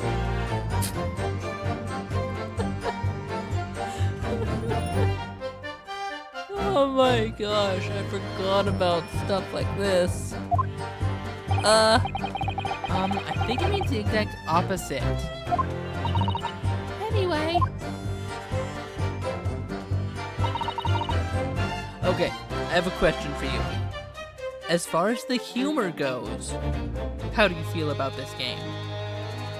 I know the humor's kind of been all over the place, but I want to see your feelings to like the humor, if it makes you laugh or stuff like that.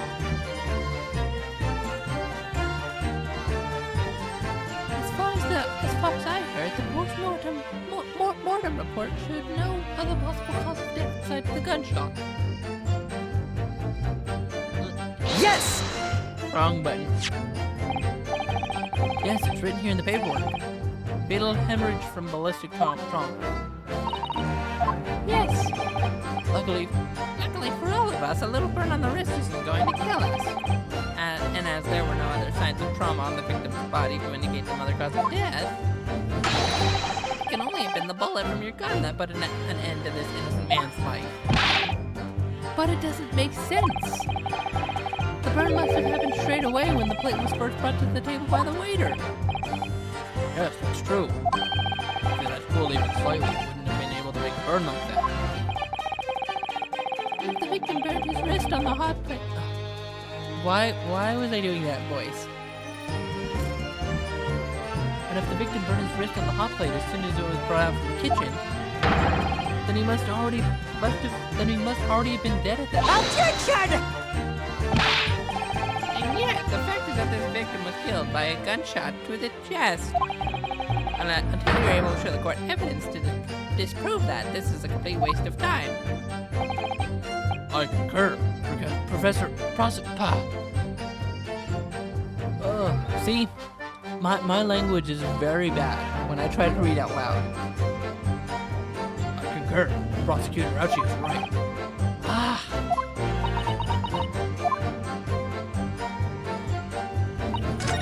Oh. There's some other way a man's life can be taken without leaving a trace. Yes! Without leaving a trace. Someone is shot or strangled. If someone is shot or strangled or stabbed or thrown from a height, however a person's life is taken, there are always telltale traces on the body. Quite right, dear lady. As our police forces thoroughly examine the body of this deceased, there can be no doubt. Isn't that right, Inspector Holsanaga? As I've said, I always aim for a flawless investigation. There would be physical racism with all those causes of death, that's true. But maybe there's some other way of killing someone that doesn't leave a mark. If heaven forbid you doubt me, young man, you're going to have to tell everyone how exactly you think the professor did lose his life. Otherwise, I'm afraid your argument falls rather flat, doesn't it? Have you gotten your snack yet? Oh no, perish the thought. Calling such a sweet young lady's innocence into question. On my honor, I, Takatsuchi Ouchi, will cut down any who dare cast such aspersion. A way of killing someone that leaves no trace. We need some evidence to back this up here. Yes, evidence. Okay. Yes! Yeah, but the country's investigative. Yeah. Inferior, what do you mean by that? In the lands of the Great British Empire, the police store everything found in the crime scene for later examination. But in this country, you investigate once and that's the end of it. Isn't that so?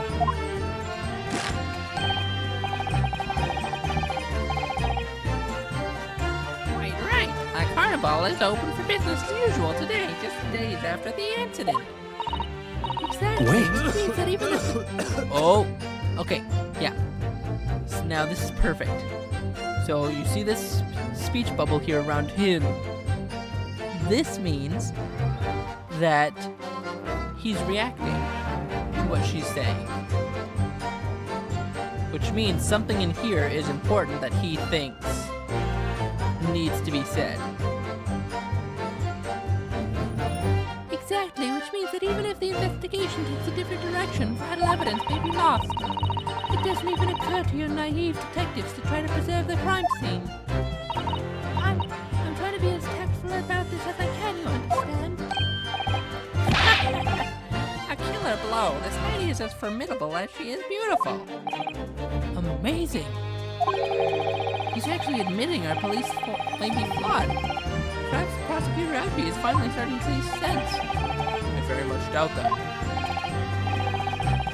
Still, there's something about what Miss Brett just said.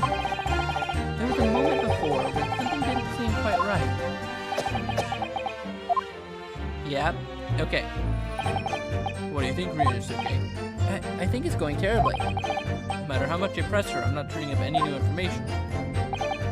Yes, as I suspected, she's a tough witness. We need to find a way to break her testimony or the cross-examination will be over. But that would mean I have to find a way. There must be some clue somewhere to help us find the chink in her armor. Kazuma. What, Ryunosuke? There is one thing I noticed. Something that's been bothering me. About Miss Brett? Actually, no. About the person standing next to her, Inspector Hosonaga. The detective. Yes, he seemed to react a little strangely to Miss Brett's last statement. You still here? You're doing something or anything like that? I just want to make sure, because it'd be kind of embarrassing screaming to no one.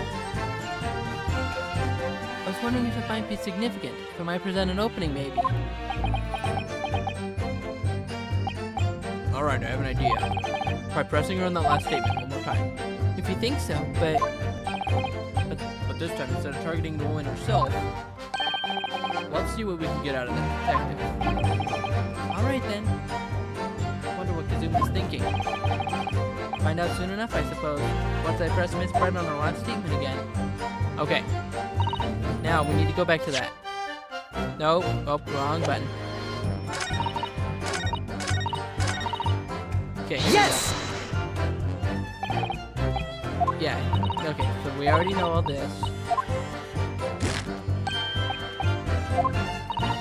Wait. Yep, here we go. Yes, there it is again. The detective's reaction is just the same as before. Why?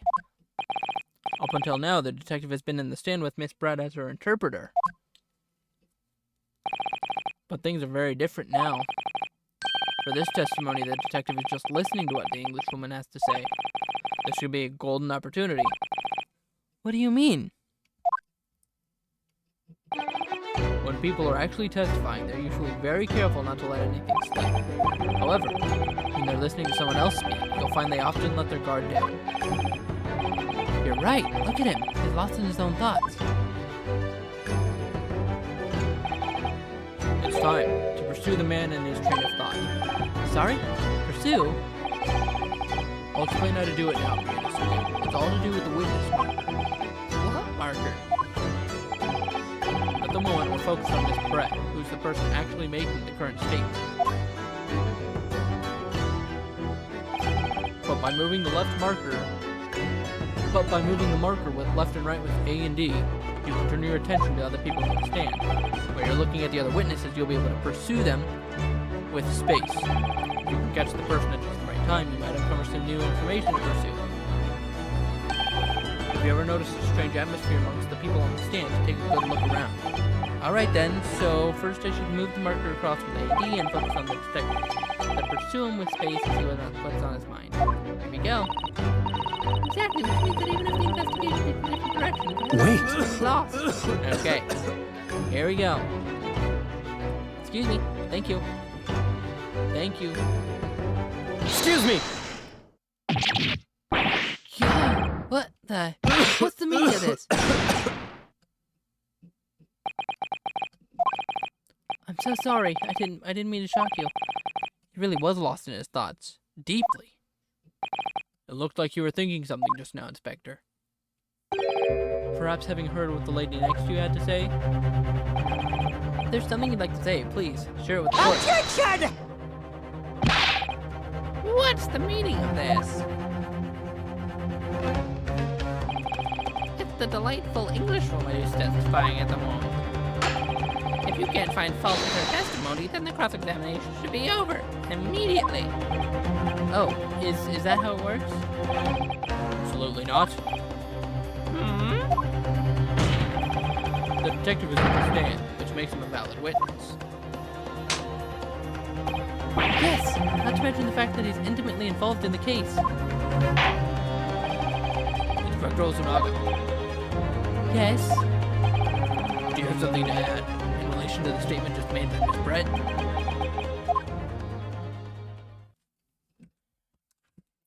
Move my stuff just a smidge. Oh yes, if you don't mind. I would like to speak.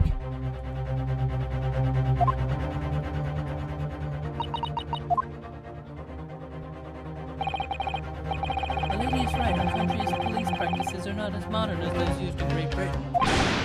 Can you still hear me okay? I kind of leaned back in my chair a little bit. Which is why Satoru Hosonaga, always strive to make every investigation I'm involved in flawless. What do you really mean by that? I'll tell you what I mean. I won't have evidence slacking on my watch. I'm not afraid to take everything I can from the scene of the crime. It's preserving evidence, you see. I don't care if they call me a crime scene. I'm not ashamed of what I've done.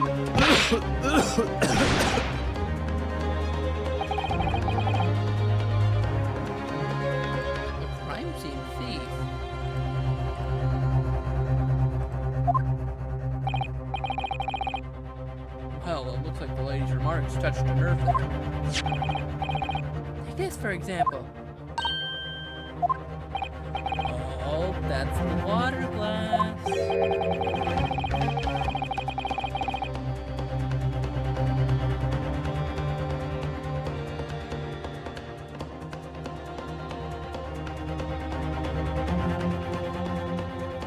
This is the bottle of carbonated water that I took to the victim's table on the day in question. And yes, it's lost all of its fizz, having been opened 3 days ago now.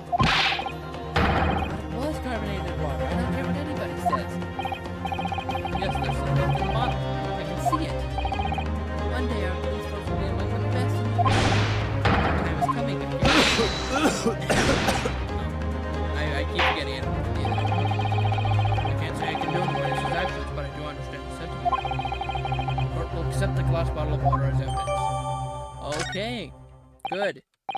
Let's take a peek at it. Alright, let's see. Okay, no. Arrow, I forgot arrow keys. So this carbonated water is the last drink Dr. Wilson ever had. It looks like there's a little left in the bottle, although it's just plain water now. You know, I've been sweating so much, I'm absolutely parched. I'll just have a sip of this to keep me going. No, Ryunosuke, you can't do that. For one thing, that's evidence. You can't go drinking evidence. Oh no, you're right. We don't know what might be inside, do we? You never cease to amaze me, Ryunosuke, in more ways than one. I wonder, could there be anything in this water? What's the matter? You've gone quiet all of a sudden. I think I might have just worked something out, an interesting possibility. Uh-huh. Oh, here we go.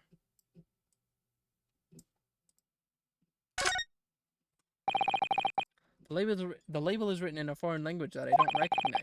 Do you know what it says, Kazuma? I think it's French. This must be very expensive water. Yes, but what does it say? That's what I was asking. Then go to France and ask. You could just say that you don't know. Alright. Miss Brett. Can you confirm this is indeed the bottle from which you drank on the day of the victim's death? Yes, it was that bottle. What was that about? She seemed to avert her eyes when she answered the judge's question. Very well, counsel. You may resume the cross-examination. And the inspector will kindly control this firmly.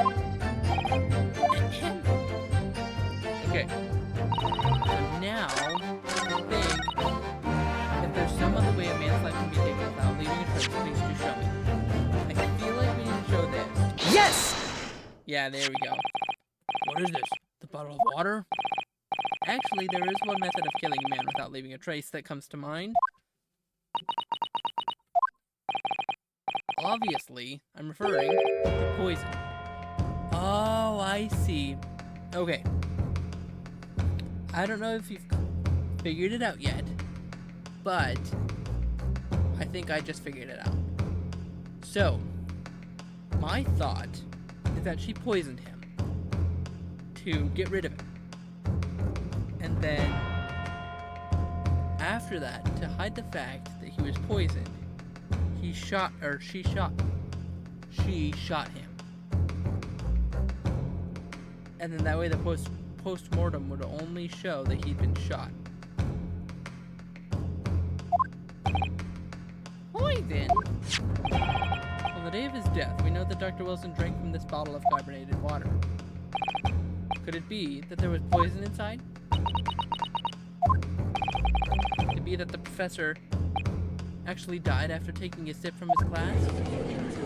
Wait. Let's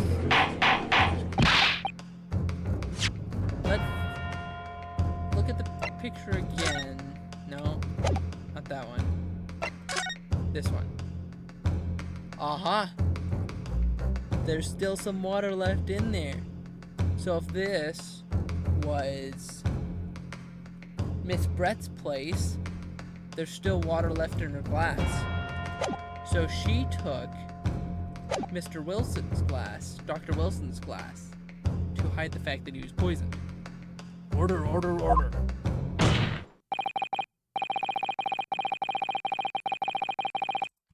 And on that day, who was sitting at the same table as the professor and able to slip poison into his drink? There's only one person who could have done it. Fred, it was you! Okay, am I still going? Are you still on? Okay, yeah, I'm still streaming. Okay, good. Almost 2 hours for this one now. Objection! This is outrageous to suggest such a thing without a scrap of evidence. You little rookie imbecile. Have you considered the delicate situation our country finds itself in now? Have you forgotten that we have only just signed an accord of friendship with the British Empire? Have you ever even the vaguest inkling that your rash accusations could jeopardize the entire treaty? Objection! This is not a political arena. This is a trial to determine one individual's guilt with respect to one crime. What? The fact that this woman is British makes no difference. Okay. Now, I don't mean to get political here, but I feel like all courts need to be like this. Whether politics are involved or not. I feel like courts just need to be fair and determine the truth of the matter. Like I said, I mean, it's not even, I'm not even trying to point to anything, just in general. Like, courts should not take political matters and twist them. It's like, okay, just look for the truth. I feel like that's something we don't really understand. But anyway, sorry. Damn it, my man. I will silence you forever for this. Shut up! Ho ho ho! It is you who should be silent. Of course, dear lady. Where did that come from? She just snapped.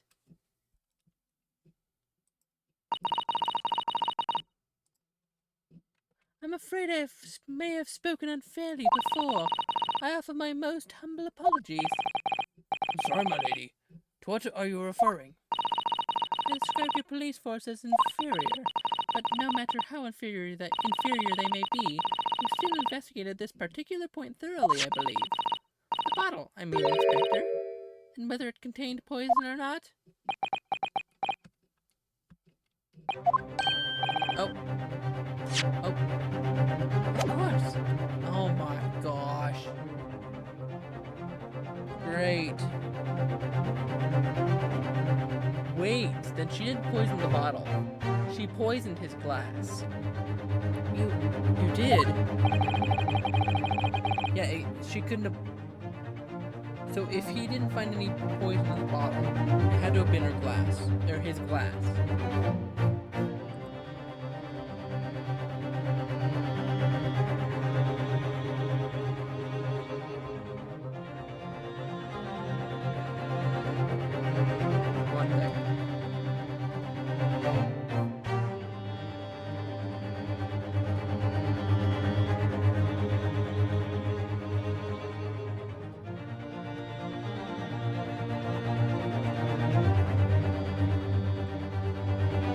Forgot what my guiding principle is already. I strive for a flawless investigation every time. believe it. Naturally, we tested the inside of the bottle and its contents. And what did you find, Inspector? We had to test for every toxin that's available in this country at the present time. We could find no trace of poison or any description in the bottle of carbonated water, as you can see. What? Are you sure? Tests were meticulously carried out by the chief coroner himself. No!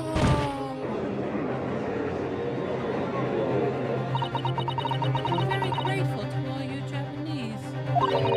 You've successfully established my complete innocence in this horrid affair.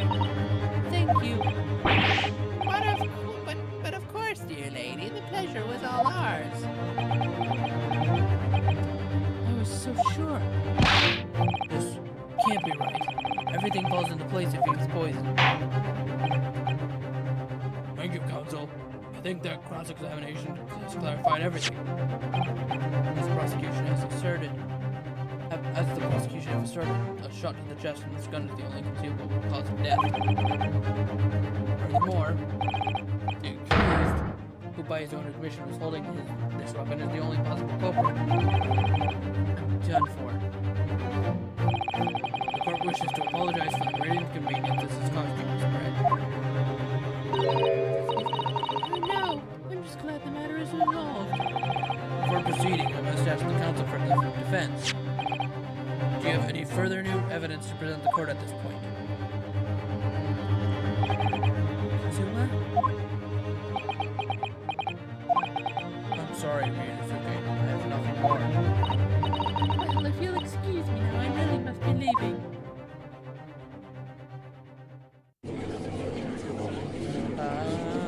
Hold it! Oh! Who's that? That was a girl's voice. Susato! Susato? Please wait. Isn't that... What is the meaning of this?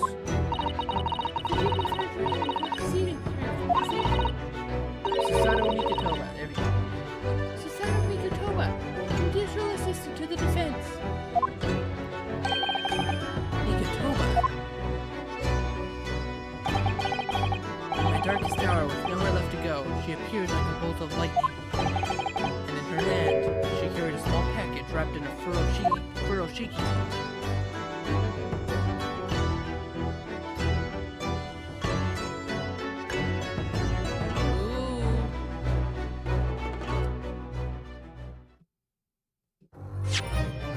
Wow. Okay. Give me 1 second. I need to...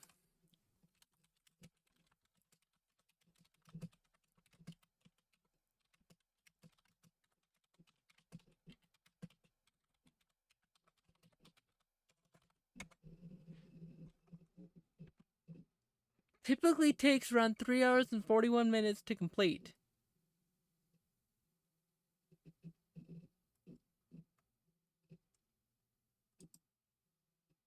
Oh my gosh.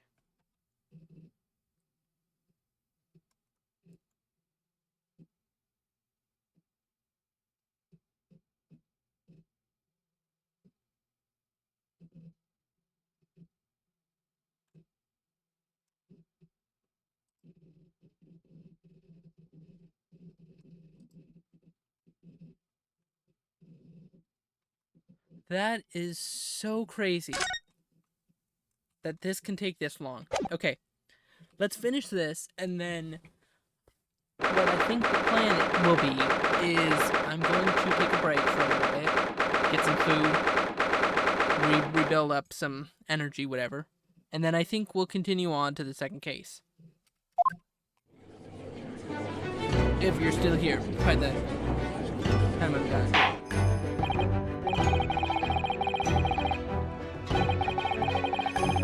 Well, I understand you are the judicial assistant to the defense, but why this sudden ingress into my courtroom? Also, if you...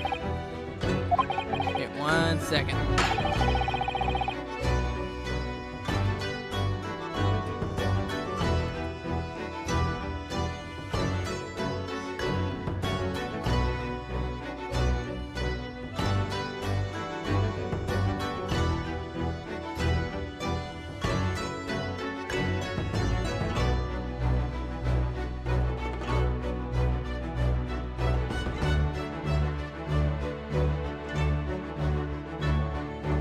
rules state that females are not permitted in this court of law other than to testify.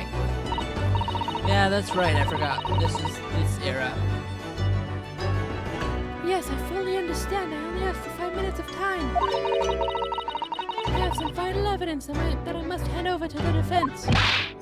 Ah, you're too late, little girl. This trial has already been concluded. 5 minutes. I'll not allow a moment more. But, Your Excellency, I'm most grateful.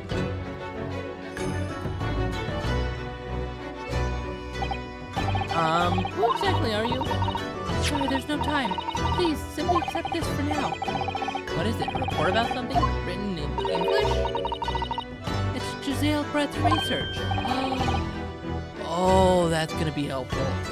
Oh, that is gonna be so helpful. After the trial resumed earlier, I hurried back to the university. I went to Dr. Wilson's laboratory in the medical faculty and borrowed this paper. Oh yes, that's right. Miss Brett was studying under the professor, wasn't she? So does this research, whatever it is, have something to do with the case? I'm afraid I don't know. I haven't been able to listen to the proceedings of the trial myself. Oh, no, of course not. 1 second. Alright. Sorry. Check and see if anyone else came in. Special characteristics of curare and its effects on human subjects. I'm sorry, what? Interesting. Curare?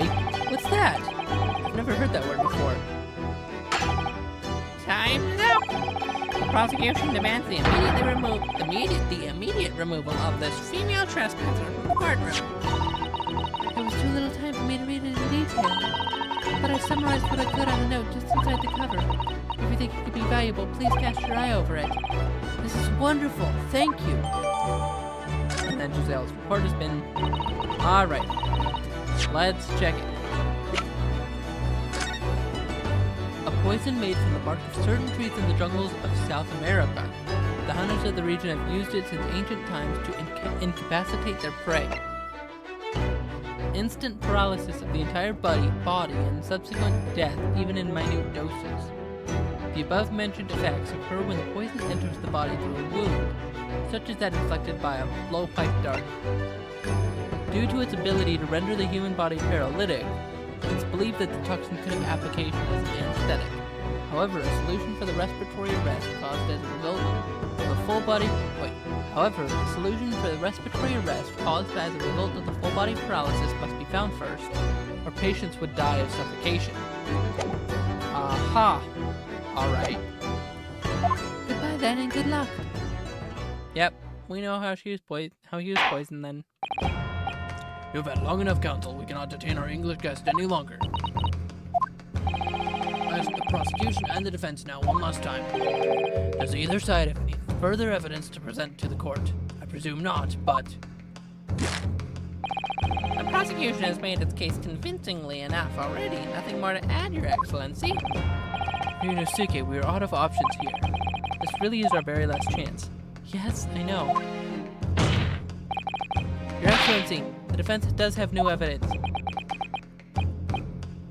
That look. The unyielding stare of a true Japanese warrior.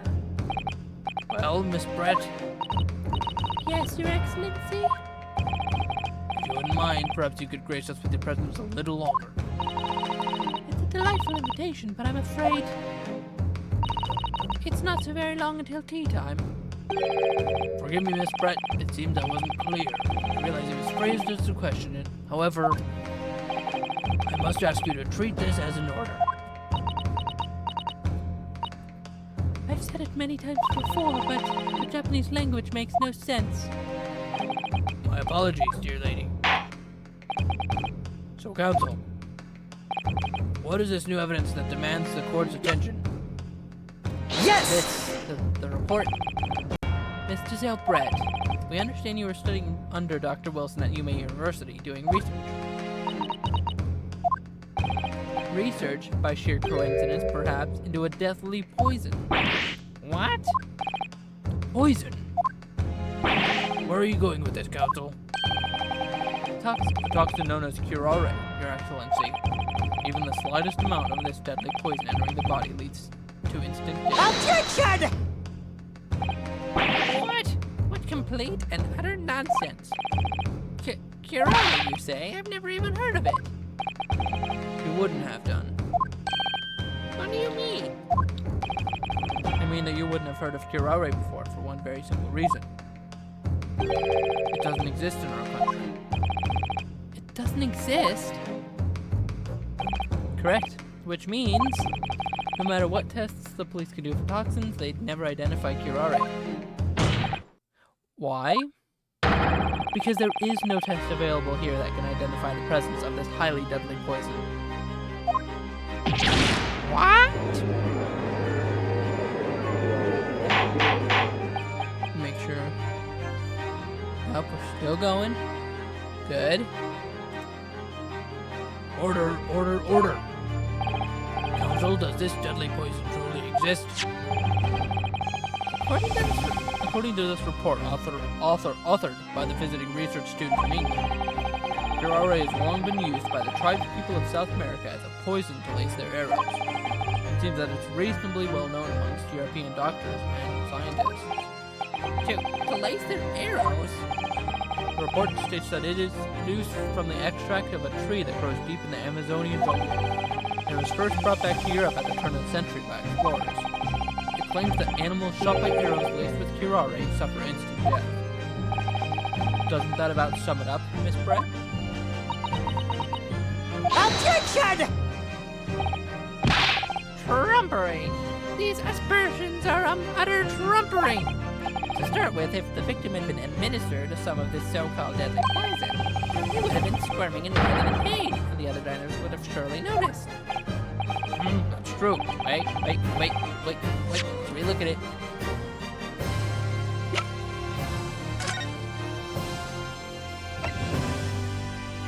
Instant paralysis of the entire body. So no, he wouldn't be writhing in pain. That's true. Oh. That makes sense as to why he didn't feel the burn mark.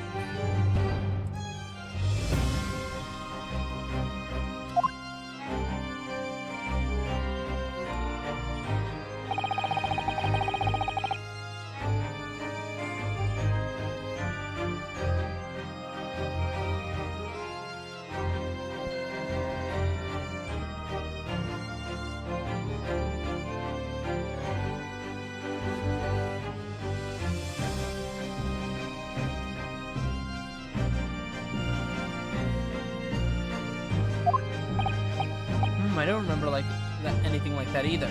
I didn't notice the professor being in any kind of pain. According to this, however, it's the other way around. What do you mean the other way around? The very fact that the victim didn't show any visible signs of distress is evidence that curare was used. Explain yourself, Counsel. The moment this toxin enters a person's system, it causes instant paralysis. In other words, afflicted victims lose all strength and are completely unable to move. Even if they were in total agony, there would be no visible signs of pain at all. How terrible! Obviously, if a man lost all strength in his muscles, he'd collapse on the floor. But with the chair under him for support, as Dr. Wilson did, the effects could go largely unnoticed. But I don't follow, Kazuma. That's just paralysis. I thought the poison caused instant death. Oh, I missed. The full explanation is extremely unpleasant. The poison causes immediate paralysis, as I said, leaving the victim unable to move. But after a short time, the paralysis is so severe it causes the muscles that control respiration to fail. Oh my gosh, I can't even imagine that. Imagine not being able to move, and then just all of a sudden, your respiratory functions fail, and they just, and you can't breathe. Oh my gosh, that would be horrible. Respiration? In other words, the actual cause of death is suffocation, and all the while the victim is conscious and aware, just unable to move. Oh my goodness. Oh. I would hate that. That sounds like probably one of the worst ways to go. Honestly, I would prefer the gunshot wound to Kirare. I would not want to get that at all. That's hideous. To the observer, it would look almost like the victim was slipping peacefully in an endless sleep. But for the victim himself, his final moments would be a living hell. That is the true nature of this deadly curare poison.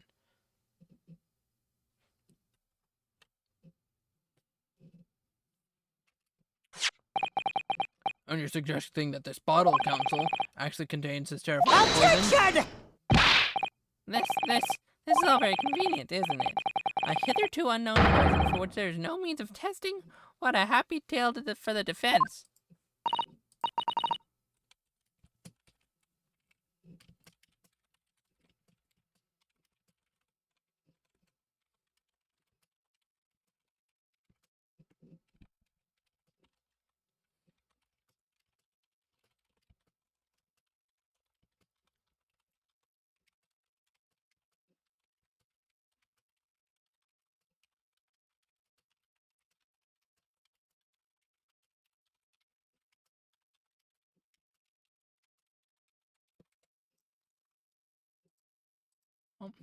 Ahem, if I may.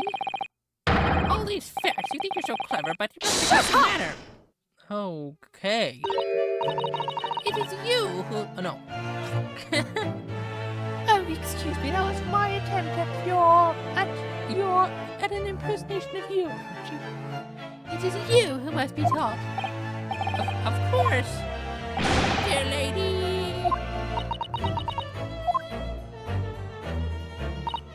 So this is how you Japanese behave, is it? What? You steal another's honest hard work and then announce the results as if you discovered them. I'm appalled with a loathed smack.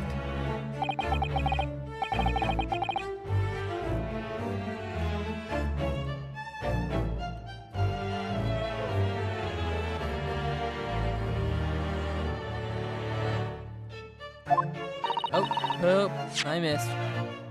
Well, Miss Brett, the feeling is mutual. Whatever do you mean?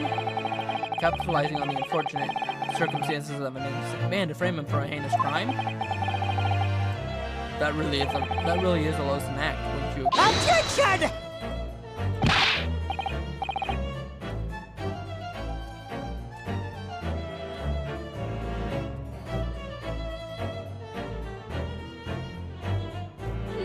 This, I for one refuse to accept it.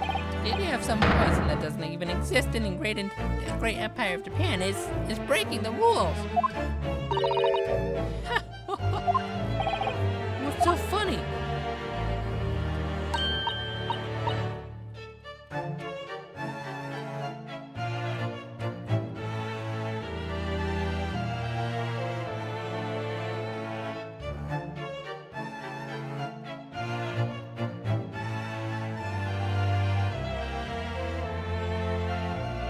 Excuse me, Your Excellency. Yes, Miss Brett? May I borrow that bottle for a moment, please? Well, yes, I don't see, why not? Oh, gosh. I am getting flashbacks to the judge from the Phoenix Wright games. How can you be so stupid? How can you be so stupid as to hand evidence to the accused killer? Huh?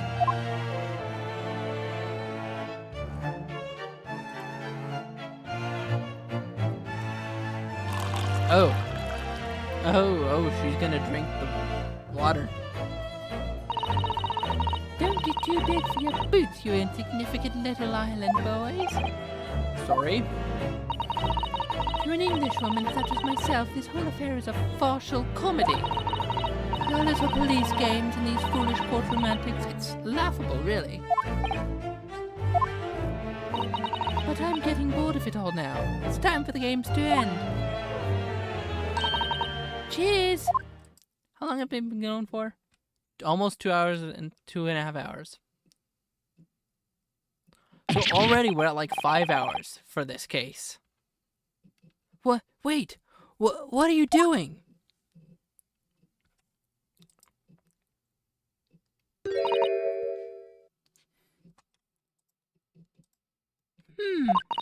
No sparkle left at all. Oh. Why do I keep doing that? Oh, okay, well, I think I guess it doesn't really matter. What's important is that she drank the bottle.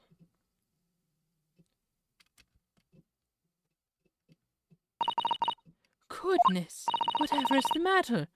You all look quite stunned. So, no curare. The bottle was clean. Is that what you're saying? You look quite incredulous, little boy. But of course, that's the simple truth.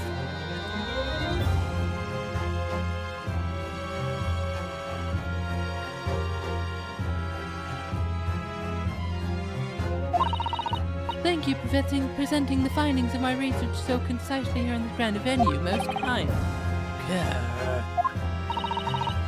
Thank you, waiter. Now then, Your Excellency.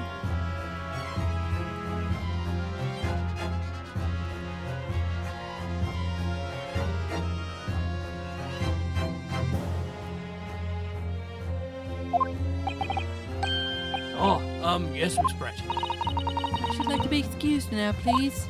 I think I've given more than enough of my time for the furtherance of friendship between our countries. Oh, yes, Jim. I'm most gratified with all the assistance you've given. I love the music in this game. This doesn't make sense. There had to have been poison in that bottle. So how did she... Oh, how did she swallow a whole glass and live to tell the tale? I don't understand it. Well, I suppose if nothing else, this little Far Eastern charade will make for interesting conversation at the next party I attend in London.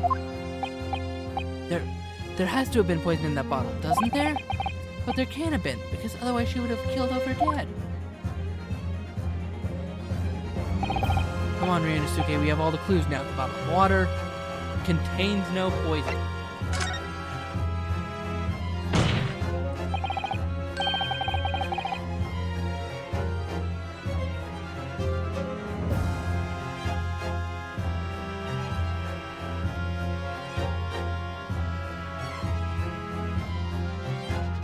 As I thought, there is no poison in that bottle. What? Why, Ryunosuke? Isn't it obvious? If there was poison in there, she'd be dead by now.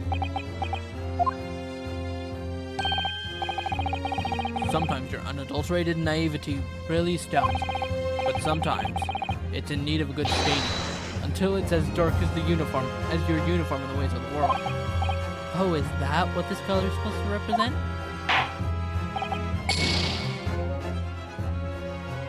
I was a guileless ending to a promising line of inquiry counsel for which he will be penalized. What? Ugh, this whole trial is poison. There has to have been poison in there.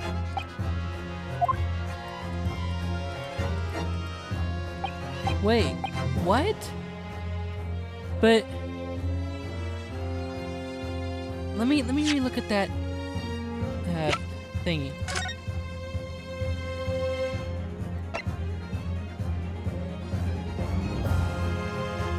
The above-mentioned effects occur when poison enters the body through a wound, such as that infected by a blowpipe dart. Wait, but...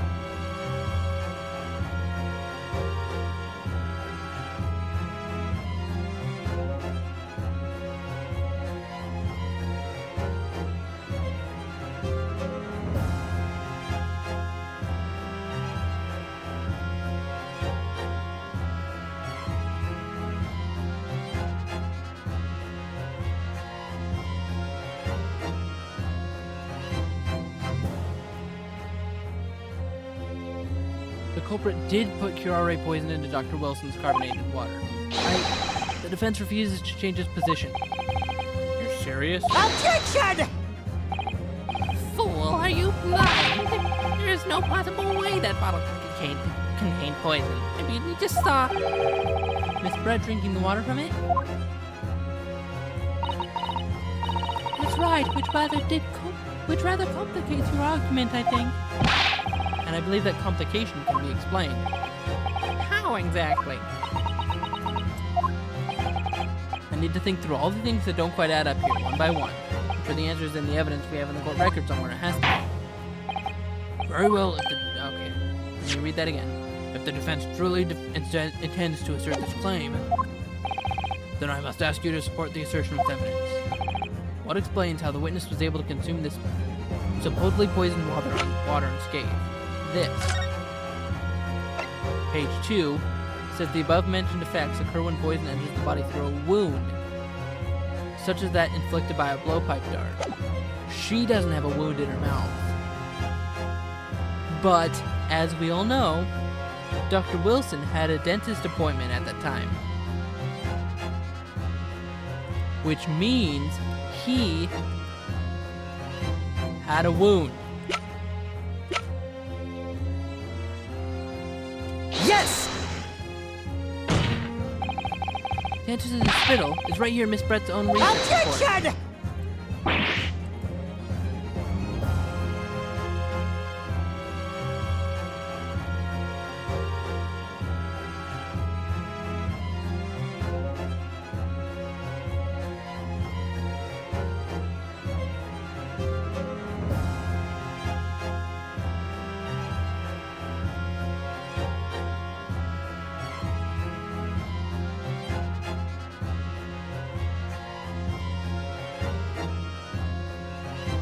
That's not a valid explanation. No. After all, we don't speak English. The report is utter gibberish. This impudent young scoundrel is trying to ridicule the court, Your Excellency. I'm not trying to ridicule anyone, honest. I'm just reading Susato-san's note. I concur. What in the world? I concur. This report is too extensive to be considered in its entirety by the court. You will direct us to the pertinent section, counsel. Okay, let's look at the sections. Okay, synopsis. Okay, special characteristics. That's what we need. The special characteristics. We've been hearing a lot about this curare poison.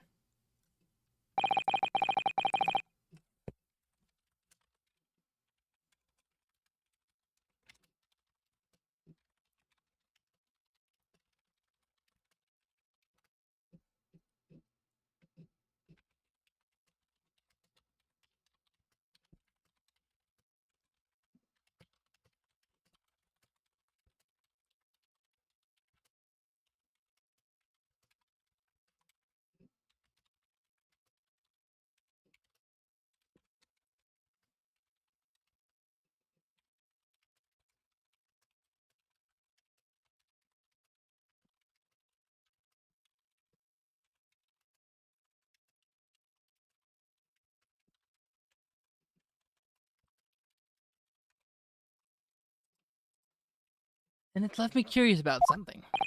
Oh, counsel? Well, it sounds as though indigenous hunters have been using this poison for years and years to place the heads of the arrows that they shoot at whatever prey they're hunting.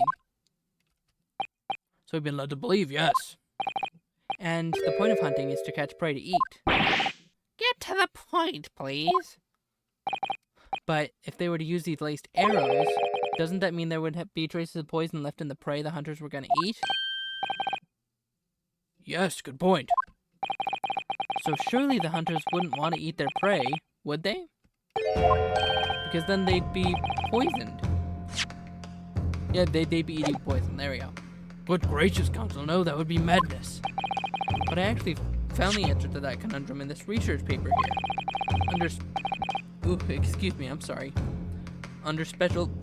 Oh, gosh, I'm sorry. Under special characteristics, it says this. The poison starts to work after entering the body through a wound. Through a Through a wound, you say? I see, that makes sense. Yes, the mention of that particular detail seemed a little strange to me, though. But it all makes sense when you interpret what's written like this. When curare enters the body through an open wound, it has terrifying poisonous effects. However, when it enters the body via the mouth, it has no poisonous effects whatsoever. What? Miss Brett, you authored this research. You knew the curare's special effects. And you knew that you could make a spectacle of drinking that water without any danger to yourself. You meddling little rapscallion. I know that was a very bad British woman accent there, but Well, Ryusuke, it turns out you're an even better lawyer than I thought you'd be. really? Me? A lawyer? Objection! All this poison talk is fascinating, I'm sure. But I feel as though possibly... Oh, So the ill-bred little puppy has a new toy to play with. Some facts he read in a book. but I'm afraid knowledge doesn't suit you, little boy. It only makes you look silly. What are you trying to say? Your schoolboyish logic has a fatal flaw. Schoolboyish? Flaw? As even your brain has managed to deduce, curare is safe to ingest. It seems likely that its effects are neutralized by the acidic nature of the gastric succus. No. Oh, yes, well, of course. Gastric suckers? What are they? So if this lethal poison is completely harmless when drunk, the professor wouldn't have died when he swallowed it, would he? Ah, that's right! Good gracious. It's basic science. Science that even a schoolboy should be able to understand, no? But, forget one thing. Dr. Watson, not Watson. Copyright. Nope, no, actually not anymore, I don't think. It's Dr. Wilson had a wound in his mouth. Order in the court. Order. The logic holds. The lady and the professor drank the same poison. They would be affected in the same way. Are you trying to suggest? Yes, the curare poison is completely irrelevant to the case on trial. That's right. Surely even a little cockroach like you could understand something as simple as that.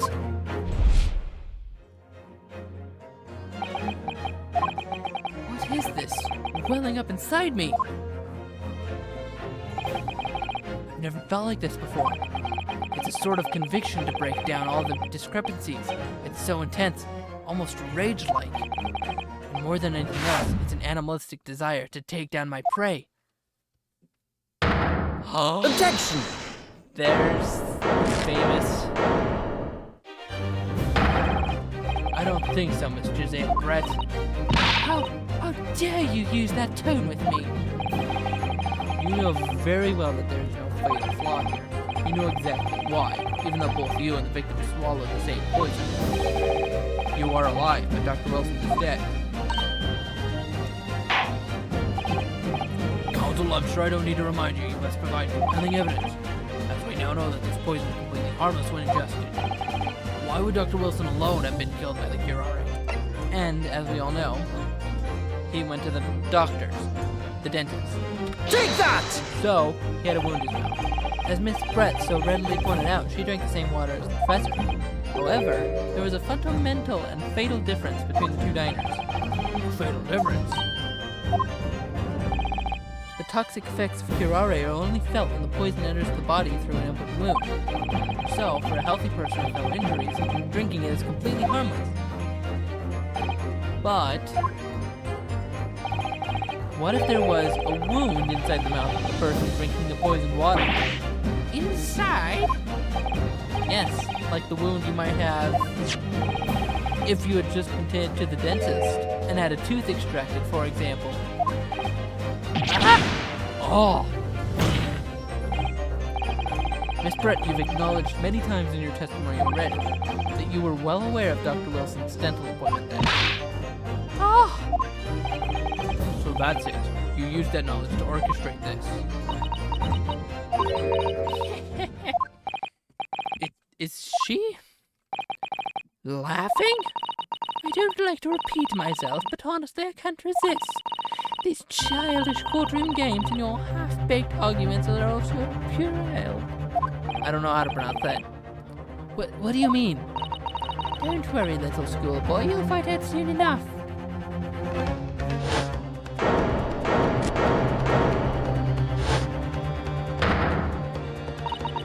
You see, when you leave vital evidence lying around, you never know what might happen to it. See, this is what I pointed out earlier. Why in your right mind would you give vital evidence to a witness who's being accused of murder? No. I mean, it could just slip. See? Yep, there it goes. Oh dear, how careless of me. I'm afraid some crucial evidence may have just been tragically destroyed. No!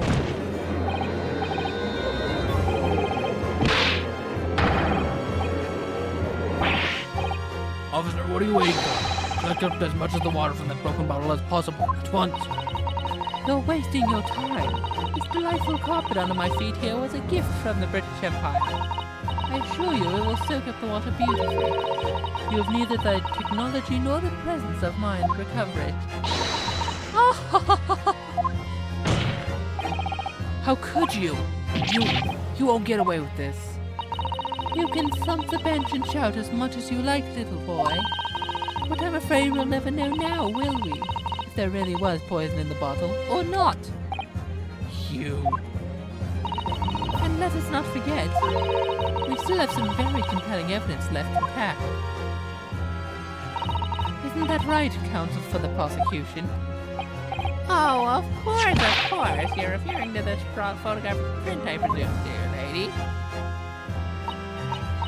That's right, and really looking at this photograph, it's clear as day, isn't it? The poor professor was sitting with his back to me. So of course the only person who could have shot it from the front is the little Objection! schoolboy. No, you killed the victim that day, using curare. And then, in order to frame Ryunosuke Naruhodo for the crime, you waited until he picked up the pistol you arranged for him to find on the floor before you shot the professor's dead body in the chest with your own hidden gun. Then, in the confusion that followed, all you had to do was turn the dead professor and his chair around. See, you had every opportunity to commit this crime. What a wonderful imagination you have, young man. A hidden gun, you say? And I shot the professor's dead body, did I?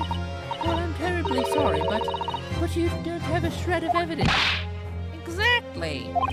And as you have nothing to support your wild claims, the prosecution's stance remains unchanged. The victim, Dr. John H. Wilson, was killed by a gunshot to the chest. Delivered in cold blood by the accused, Ryunosuke Naruhodo.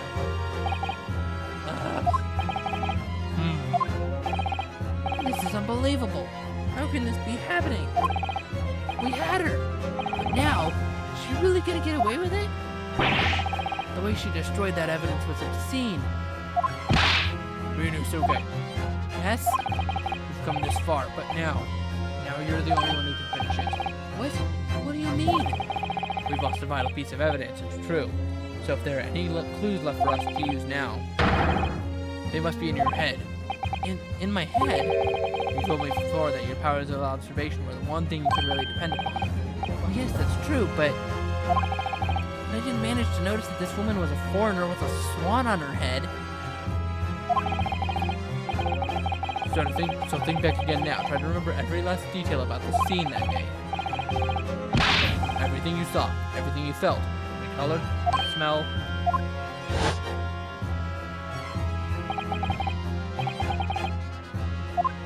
I saw what I felt, every color.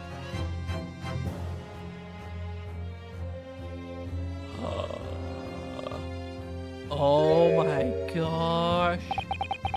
Is Kazuma right? Somewhere in the vibrant memory of the same scene in my head. Could there be another clue to expose the identity of Dr. Wilson's killer? Yep. 1 second.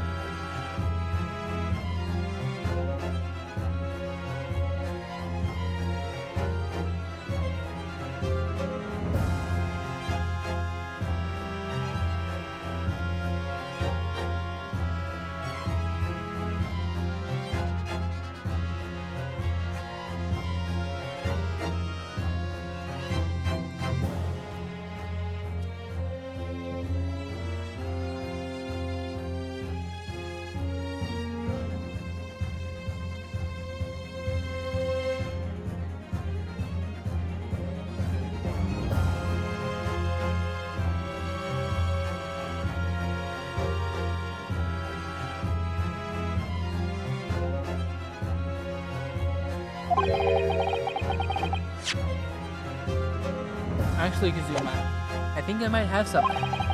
Thinking back over everything I saw, I think I might have uncovered another clue. You always have something up your sleeve, don't you, Ryunosuke? Come on then. Oh. Let's wipe that smug smile off that Englishwoman's face with some evidence. Alright, I can't wait. It's been niggling me. Niggling?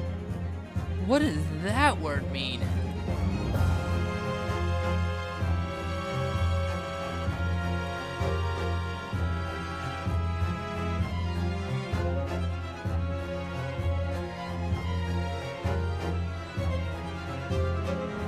Causing slight or persistent annoyance, discomfort, or anxiety. I had no idea that's an actual word.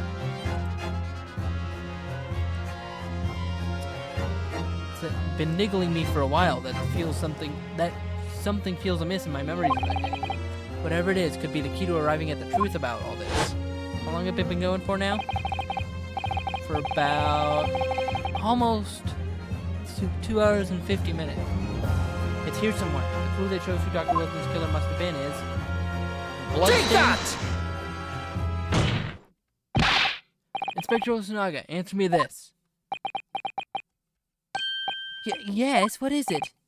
Oh, he's still miles away, probably thinking about that bottle being smashed. As you've said a number of times now, you strive for perfection in your investigations, don't you? Absolutely. I wonder, therefore, if perhaps you took anything else from the scene of the crime. Like, for instance, the plate of steak that you took to the victim's table? Objection! Wait a minute, where are you going with it? Where are you going with this, little boy? It's just a memory that's been troubling me. What a memory? I saw the scene shown in this photographic print with my own eyes that day.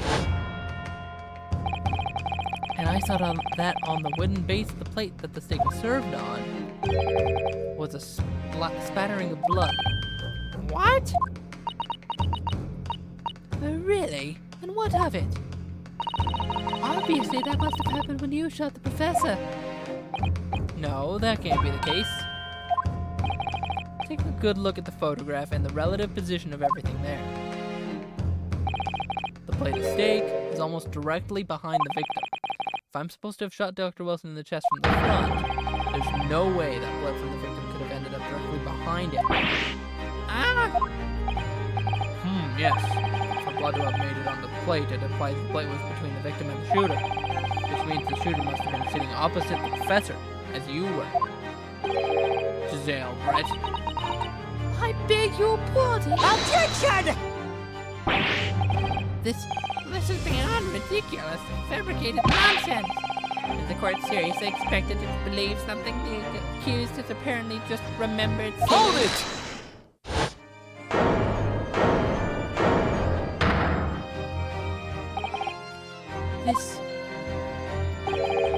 This could be the moment that my entire career in the police force has been leading to. Inspector, you mean... Yes, I took the plate in the interest of preserving evidence from the scene of the crime. Oh my god. Finally, this comes into play again. I took it, beat and all, and I don't care if they call me a crime scene thief because of it. You did what? I took the steak that you had been eating, Miss Brett. I took the steak that the sergeant had been eating. And I did it all in the name of justice. Then we can find out for sure whether or not there's a bloodstain on Miss Brett's plate. We must examine it now.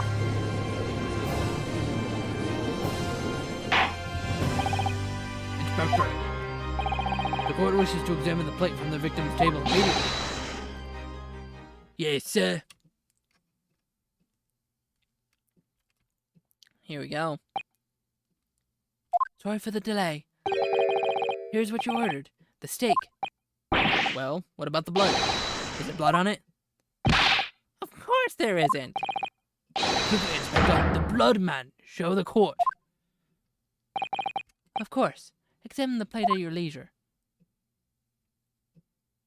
What? Huh? No blood. No blood anywhere. But no, that's impossible. I know I saw it. I'm sure of it. It was right there on the table behind the professor. There was blood on the side of the plate. Wait. Nope. I know this. What an unbecoming expression, little boy. You see, this is why I always say you can't trust what the Japanese tell you. Okay, well, that's a little hurtful. Ah! You couldn't agree more. In the case of this disgrace to the Empire.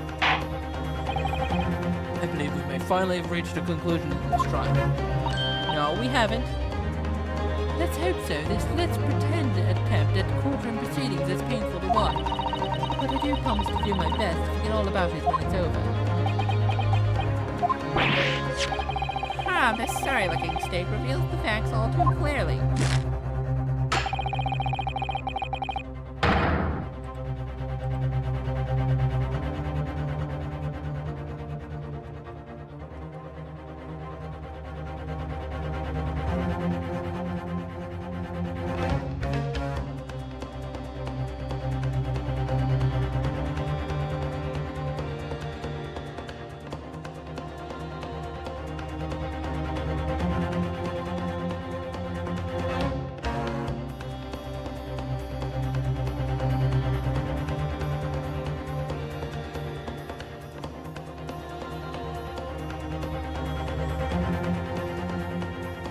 Give me 1 second.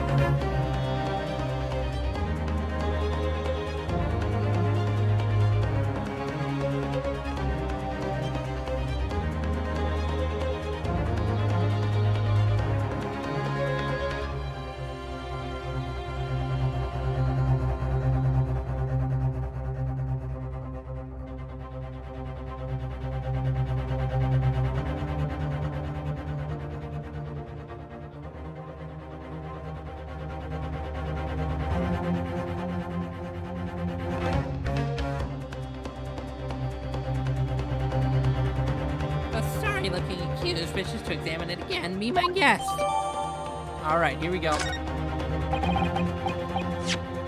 Alright, let's look at the steak. We gotta examine it. Okay, we can look at the steak. The coin! Huh? What in the world is this? There, it's a Koban coin. And the hallmark is from the hallway area. No, I don't mean what is it? I mean, what's it doing there? Wait, did you just say it was a Hoei Koban? Yes, and Apart from the meat juices, it looks to be in good condition. I imagine it's very valuable. This isn't the first time today that there's been talk about a Hoei Koban. And if this is the plate that was on Wilson's table, that means that the answer is that the other steak is the correct one, because this would have been the military man's steak. Alright, yeah, we don't need to read through all this. Oh, no. Okay.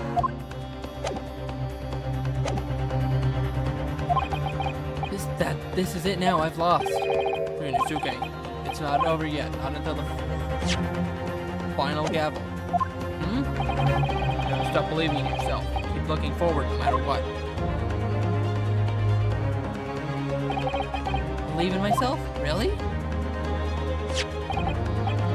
Maybe I should at least examine the evidence myself. I already did. As the evidence requested by the defense has not been shown to be problematic in any way, I presume further examination of evidence in this trial will be unnecessary. Does the defense have any objection? That bloodstain was going to clinch the trial for me. Can this plate of... Yep, there's another clue. Can this plate of steak reveal any other clues at all? Your Excellency, please wait. This plate of beef is hiding another clue. Another clue that will reveal the shocking... Objection! The only thing that's shocking here is your unhealthy fascination with beefsteak. Excellency, I think I've made myself clear, haven't I? I will not be able to turn a blind eye to any more unnecessary procrastination in this trial. I'm sorry, Miss Brett. We must ensure a thorough examination of the evidence. I will not give a ruling until I'm completely satisfied that all reasonable doubt has been dispelled. I see, and as a newly affirmed ally of my country, that's still your position, is it? Thank you, Your Excellency. Counsel for the defense, you will now clearly show the court to what you are alluding. Where precisely on this plate of beefsteak is this new clue to be found? Underneath the steak.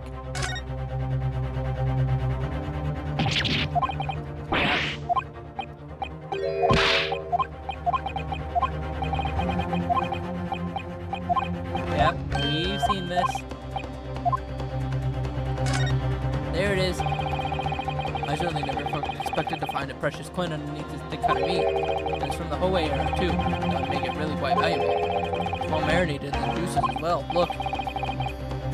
Oh, no, that was Forget to take it. Sorry. What, are you thinking of eating it? No, but the next time I order steak in the restaurant, One thing's for sure. My heart's going to be racing as I lift up the meat and peer underneath for a prize. I think you might have the wrong stick about this video. so I put underneath the steak. There's only one logical explanation. Yep. Got it! Good gracious, that's... A Koban? What on earth? A Hoei era one at that. Miss Brett, this is in fact the beefsteak that you ordered at the restaurant on the day in question, is it? Tell me. Shut up! Oh, why is there a... Yeah. What a ridiculous question. How should I know?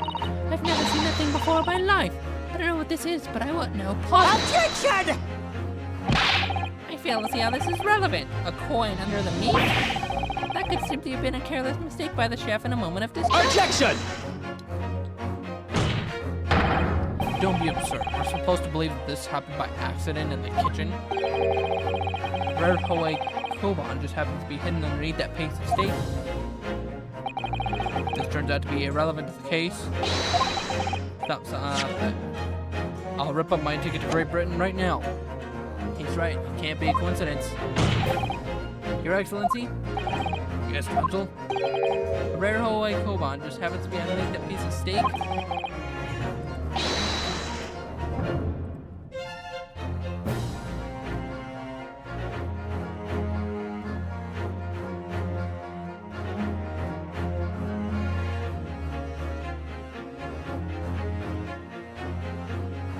If this turns out to be irrelevant to the case, I'll give up my lawyer job right now. Objection! By all means, don't let us stop you. No one invited you. Shut up! Perhaps, little boy, you should realize that it's you who is irrelevant. Even though I'm the one on trial here? The point is, it's essential that we ask the owner of this coin if he can explain what it's doing under that stake. The owner? Yes, it's obvious. There's only one person it could belong to. The owner of this Koban that was found underneath the steak is Kiryu Korakuda. Take that! If you remember from my last part of my last stream of this, we found out that his coin got lost. Obviously, it can only be the antique dealer and owner of Rasute, Kiryu Korakuda. Kiri? As in Mr. Cucumber something? Honestly, these ridiculous Japanese names are quite unfathomable. Oh, yes. The old man who testified earlier alongside the military sergeant, correct? Yes, Your Excellency. I remember him saying that he was up to something with his Koban coin when it happened, at exactly the moment the gun was fired.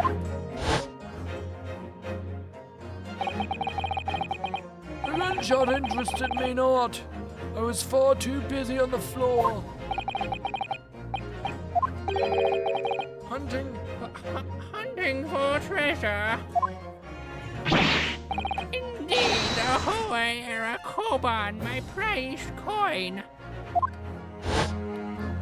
There we go. That was the more chance for him. Then the toy era Koban. Do you mean to say? Objection! No. Please, why would Korakuda-san's Koban be sandwiched with the victim's beefsteak and its plate? It makes no Yes! sense. Which is why I'm asking to bring Korakuda-san back to the witness stand so we can ask him. Officer, bring both witnesses that testified earlier back in here. Without a moment's delay.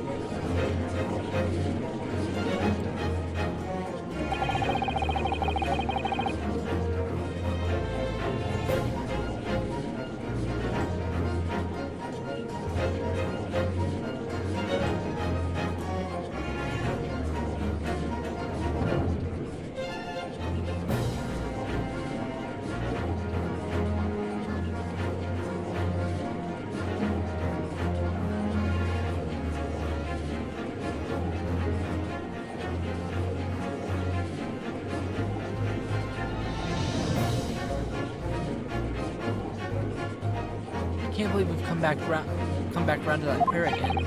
But I have a hunch, a strong hunch, that if we chase down the real significance of this Koban, we'll find that it is a key element in this case. How long have we gone at now? Exactly 3 hours, well, 3 hours and 30 seconds. This is a long case.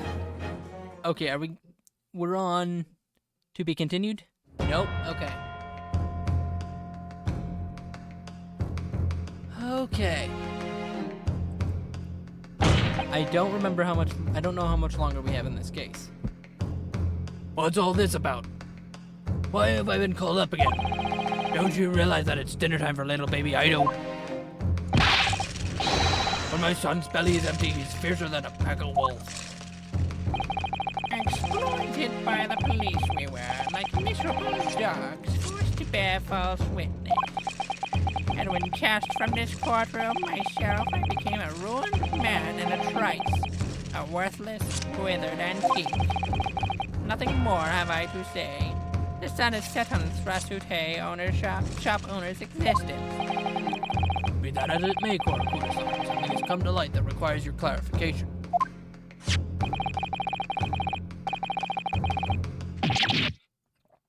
Oh, okay. And that's it, the one, the very one, the very exact one that it is. That was my horrible attempt at being Gollum from The Lord of the Rings. The resplendent, splendiferous Hoei treasure that my trusty bonds managed to misplace that fateful day. It can't be! As I thought. Young men, enlighten this decrepit old fool. Put me out of my misery. Where was my treasure? Where was it dropped? Oh, I'm not sure if it was dropped anywhere. We found your coin sandwiched in between a beefsteak and its plate, soaking in the seasoned meat's juices. Sandwich? Soaking? Seriously? Clearly, it couldn't have fallen there by accident, which means somebody must have hidden it there on purpose. Somebody concealed my Hoei treasure between a slab of meat and a metal plate? Who would do such a thing? Such an unconscionable thing.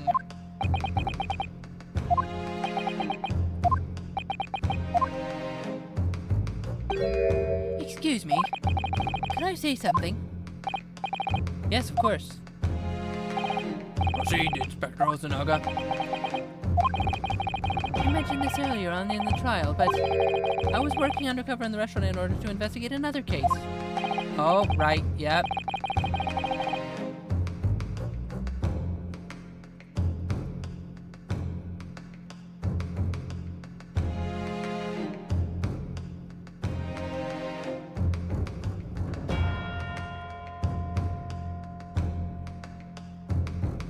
Ah, yes, that's right. A secret undercover operation. The Carnival is a high-class Western cuisine restaurant. It attracts wealthy diners, including many foreigners. Recently, there's been a run of similarly executed thefts targeting the restaurant's rich clientele. A number of such incidents have been reported to the police bureau. Wicked crimes indeed.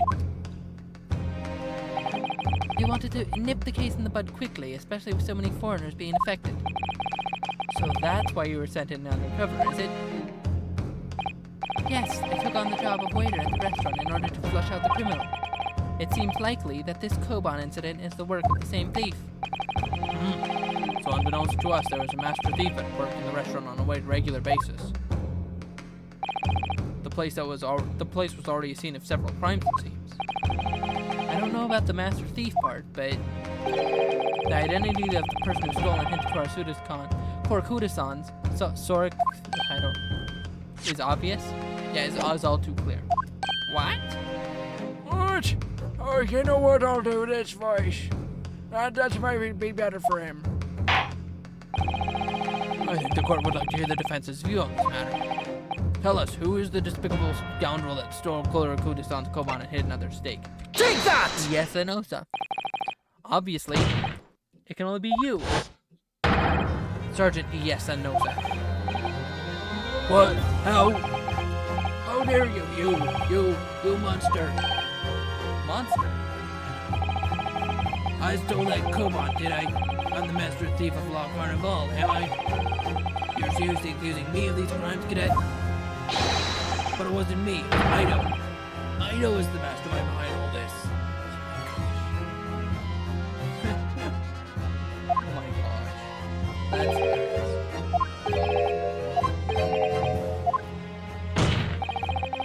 You would push the blame for your crimes onto your own son? An innocent little baby? It's you who's the monster, Sergeant Nosa.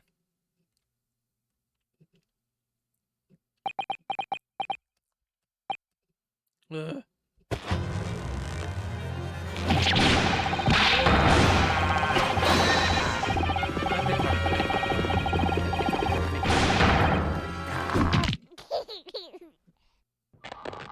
Oh.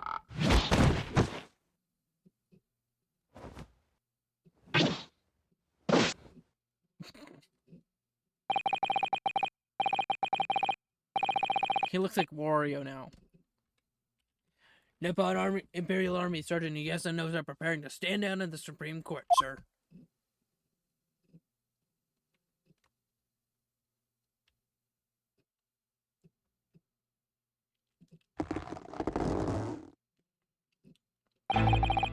Do any of you know the extraordinary low wages that Nippon Imperial Army pays those it expects to keep our country safe? I understand that the temporary increase in taxation, owing to the recently conflicts, remains in place. And I've heard it's hard for lower-ranking soldiers to make a living, yes. All I want is to put a hot meal on the table for my son. That's why you were stealing things at the restaurant? The place is heaving with money. Every 3 days I'd go there and do some reconnaissance for a target. And I'd enjoy chomping my way through a good steak at the same time. Sounds like he doesn't bother with a knife and fork even, which is worryingly believable. And your target that day was the old man in his coat. Yes, sir. He was an easy mark. I slipped the coin into my pocket without any trouble at all. A veritable phantom thief you are. I was all set to leave the steak. I was halfway through devouring when it happened. Yeah.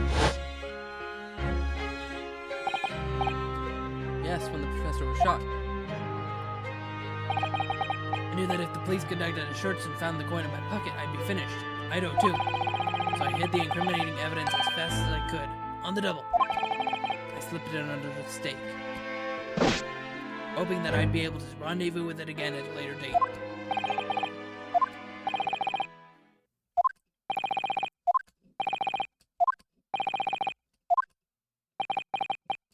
Well? Perhaps you could carry on with this absurd prattling in your own time. Oh, Miss Bright? Oh, of course, Miss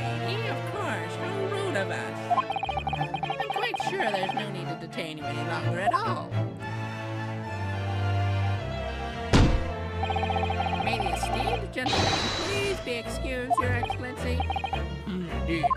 Oh, come on. The theft of the kobold was clearly portrayed by this baby-saddled servant.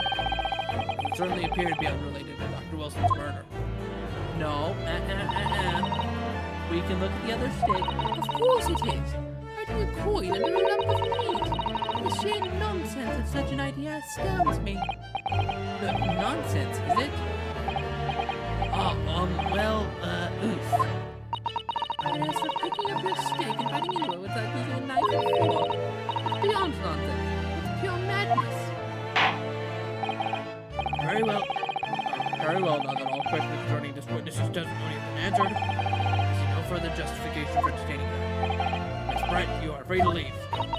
Thank you, Your Excellency. Good luck, everyone.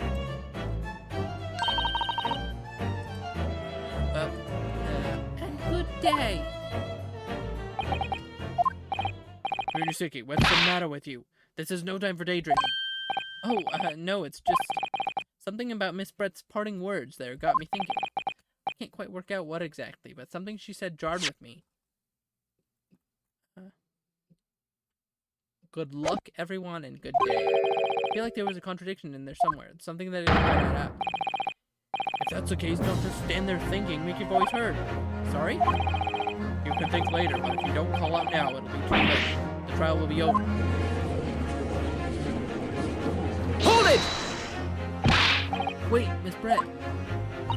What is it now?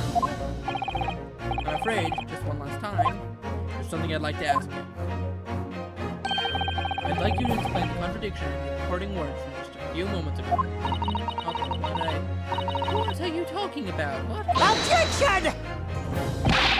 What new student nonsense is this?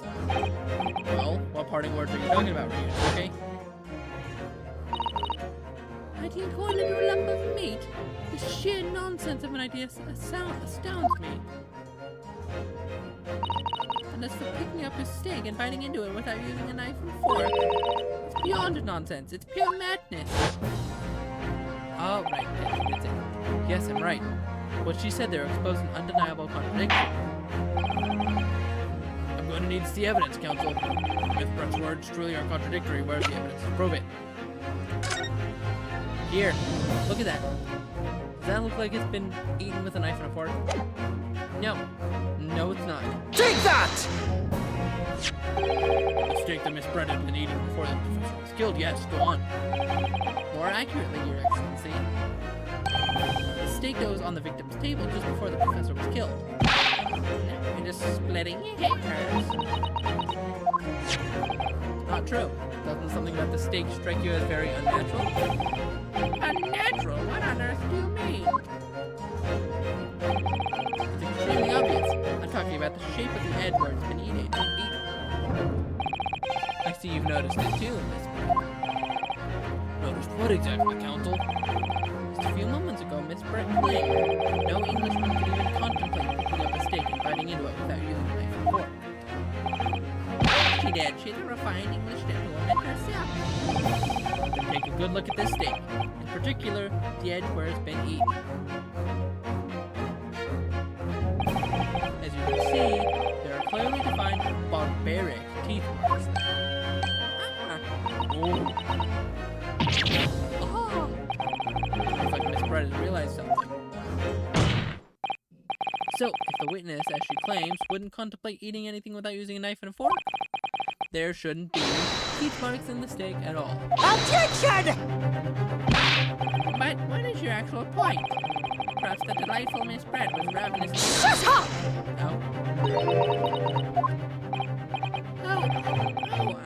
What have you say, dear lady? As I said, I really must be leaving now. Afternoon tea with the Minister of Justice cannot possibly wait any longer.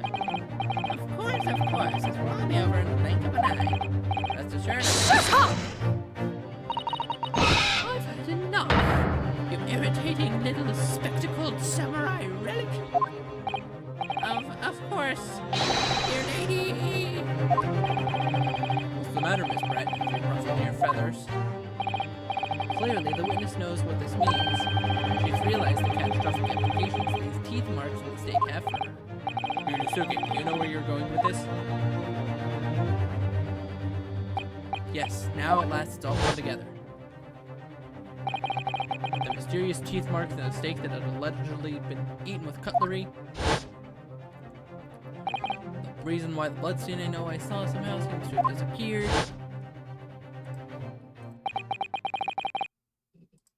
And most importantly, the evidence that proves once and for all who shot Dr. Wilson that day.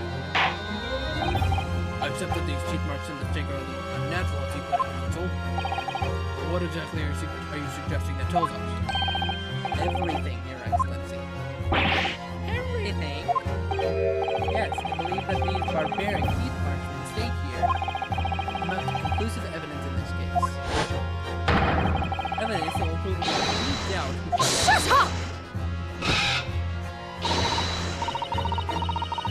Conclusive evidence? How many times have I heard that today?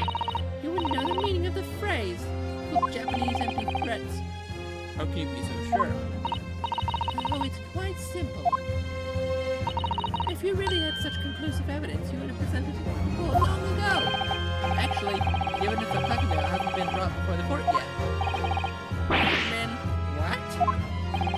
But just because it hasn't been shown yet, doesn't mean that the evidence does not exist. Objection!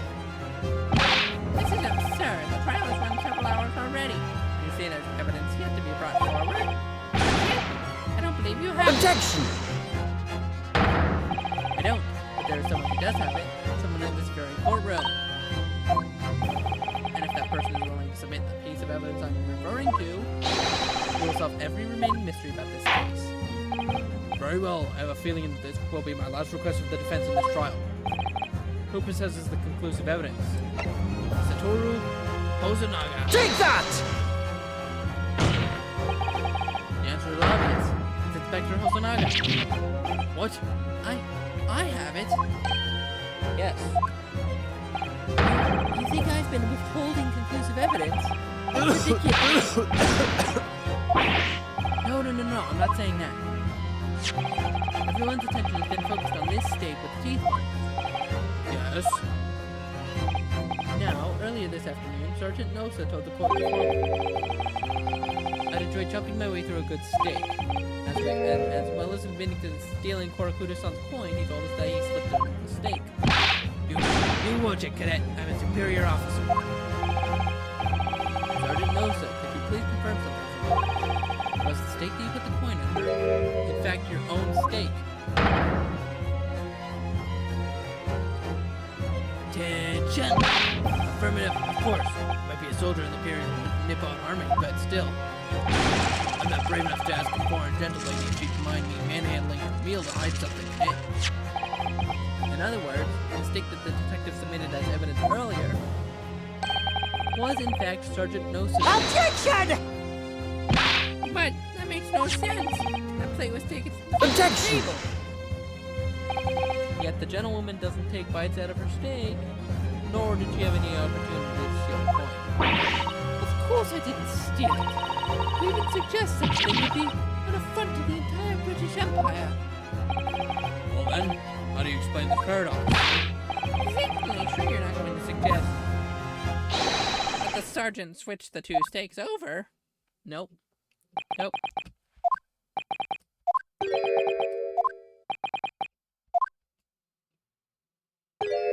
You did switch the plates? Well, after it happened, when I saw the civilian had been murdered right in front of my eyes like that, I panicked. As I said, I immediately lifted my steak and hid the coin underneath it. But then when the waiter announced that he was a policeman, I thought I had it. If he decided to investigate my slack means, that would be it. Beginning my marching orders. So when the cadet here was arrested and taken off to the kitchen, I seized my chance.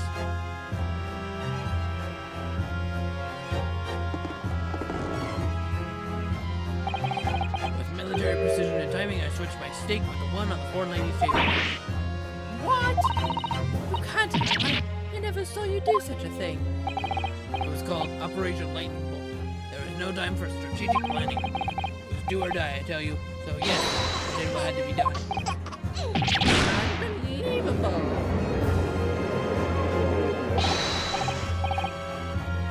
However, fear not, Prosecutor Sonic. What now? I swear on the brass buttons of my uniform, that's all I did, sir. All you did? That's plenty, Sergeant. Yes! So, if Sergeant knows to switch the plates over, it means he took Miss Brett's steak and the plate it was on back to his own table.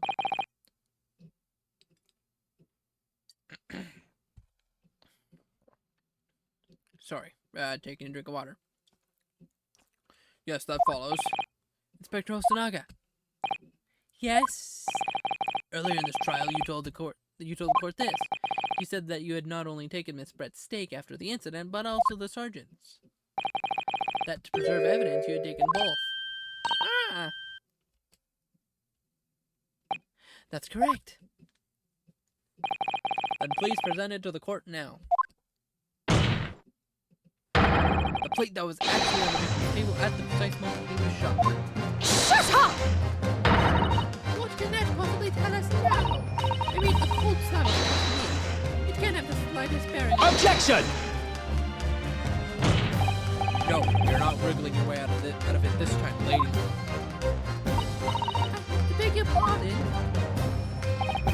Surely you're not that forgetful. Surely you remember the reason why the state ban comes to be such a problem, you know? You're the ones who decided it was a problem, not me. The reason the defense asked to see the plate was to confirm something that the defendant would never see. Heh. Things he remembers. Quite sure of what I found today. On the side of the plate that was on the table directly behind Dr. Wilson, there was a clear spattering of blood from the gunshot wound in his chest. I believe that the defendant's memory serves him well. And now we have the evidence to prove it. The plate you were eating from, Miss Brett. There's not prolong this any further. Inspector, you will show the evidence to the court. Present the beefsteak in the plate that was originally on the victim's table at the time of the incident.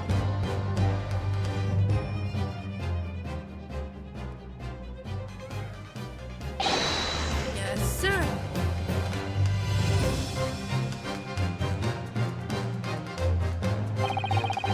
Sorry for keeping you. There it is. Here's the other steak in its plate. Please, feel free to examine it. There it is. And look. Knife cut. Nice, clean, and nice cut. No bites taken. Bloodstain. It's clearly visible. Yes! Now this makes everything clear. The blood you can see on the side of the plate shows that at the moment the victim was shot, he was facing the table with his back.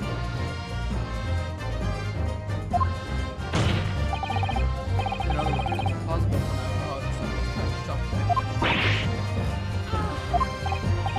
It can't be. In fact, there's only one person who could have possibly shot Dr. Wilson from the front. I'm sure everyone knows by now who that person is.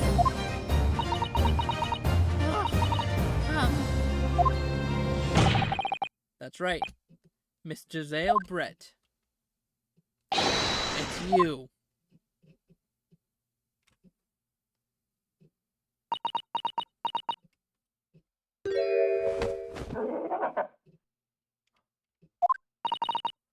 Done by a Japanese? Me? By a Japanese schoolboy? No, no, no!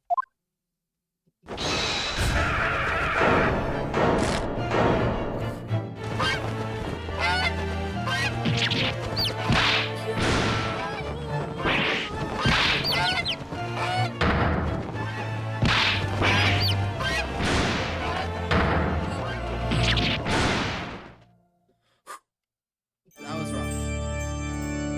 What?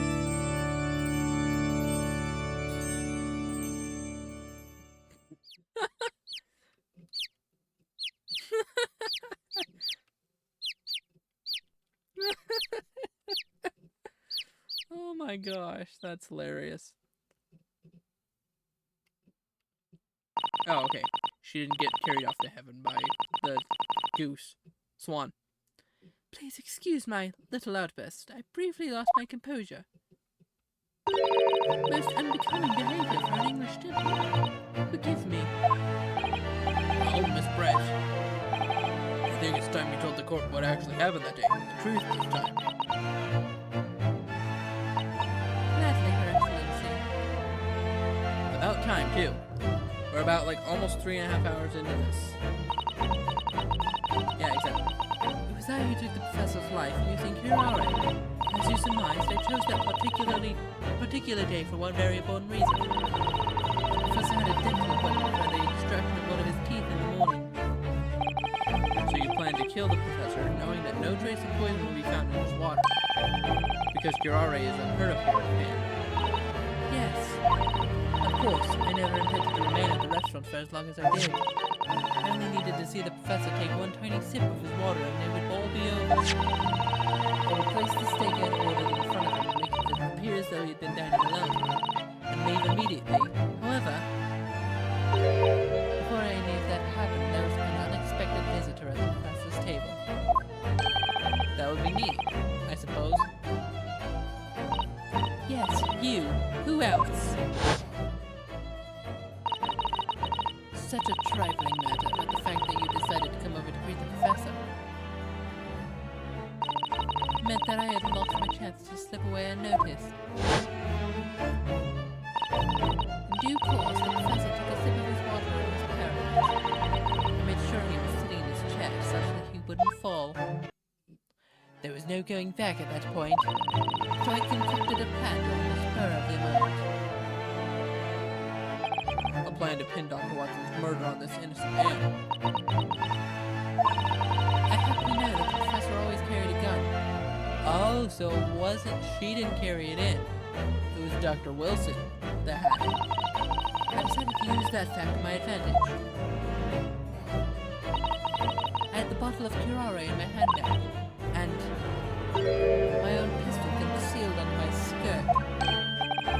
Under your skirt? So I was right. There were 2 guns. Yes.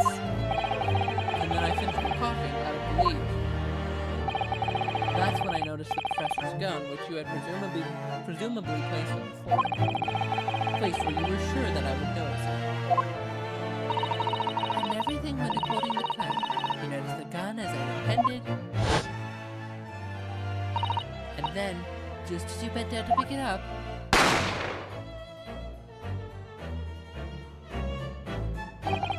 That's when you shot the professor with your own gun. Even though at that point he was already dead. naturally, the gunshot caused a commotion, at which point the waiter appeared. Obviously, I assumed Naruhado-san was the culprit and apprehended him. I took him to the pantry that adjoins the kitchen and locked him inside. That's when I took the opportunity to turn the professor and his chair around. Because, of course, you needed to make it look like the defendant had shot Dr. Wilson before he picked up the gun.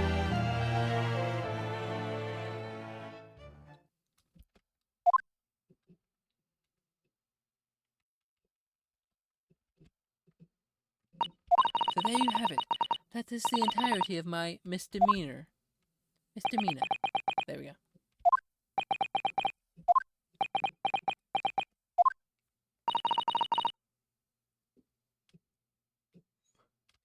Your Excellency, Yes? I wonder, might I speak with you in private later? I shall call on you. I shall call on you. Thank you. Good day then, everyone. I hope you can forgive me, Naruhodo-san. Excuse me? You're just leaving? What?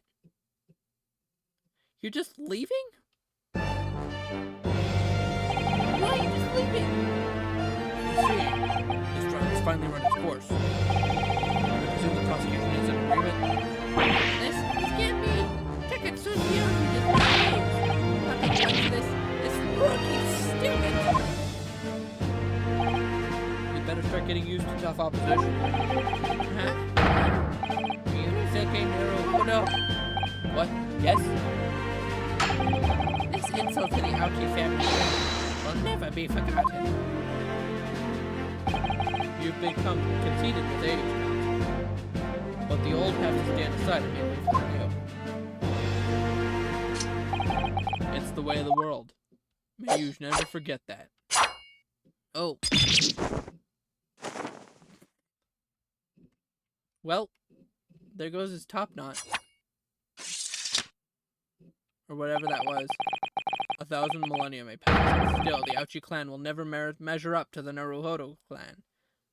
Which is honestly really true, because, as I pointed out, Takatsuchi Ouchi is the great-great-great ancestor of Winston Payne, and if any of you have played the Ace Attorney games, you know Phoenix Wright always manages to defeat Winston Payne, or the Payne family. So, this trial in the Supreme Court of Japan will, I believe, go down in history as the start of a new chapter in our country's judicial system. Despite being summoned as the accused, you, Ryunosuke Nakamoto, an excellent case. Thank you, Your Excellency. The use of evidence and deduction to unravel the truth is a modern methodology. After all, it only has been a few short decades since our country opened its doors to the world. But the Western ideas of science are rapidly gaining acceptance here. I feel sure that science will soon bring new methods of investigation and new procedures of justice. A new future of law awaits. What it will look like, I cannot begin to imagine. That is for the young to pursue. Kazuma Sogi? Yes? Yes? After this trial, you are set to embark on a journey of discovery to the illustrious British Empire. Now you can.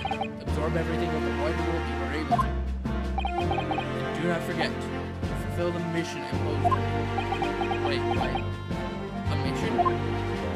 I understand, Your Excellency.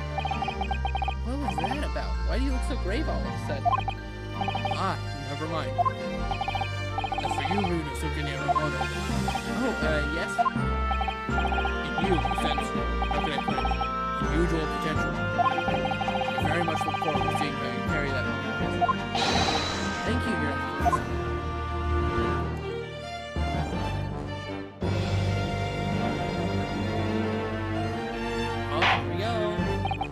It is time to deliver the final verdict. I hereby find the defendant, Ryunosuke Naruhodo, not guilty. Yeah!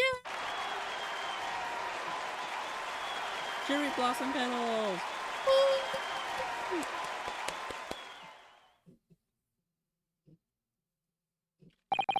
This court is now adjourned. Alright, now we have like the kind of wrap up part. Let me take a drink of water real quick.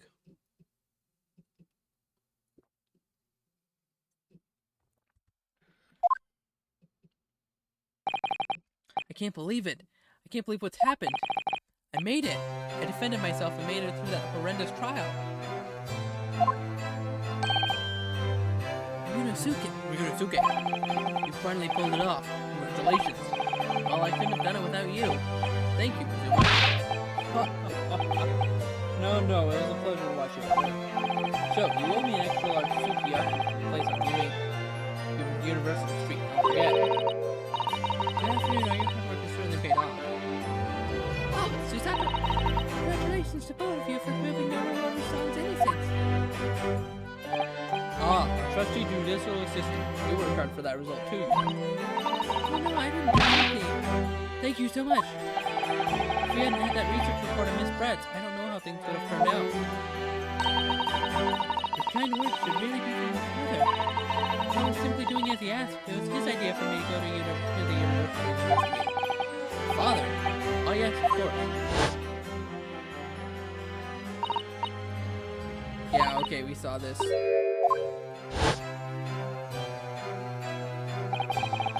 Speaking of Mikotomo, there you are. I believe congratulations are in order. Naruhodo, you did an excellent job. Thank you, Professor.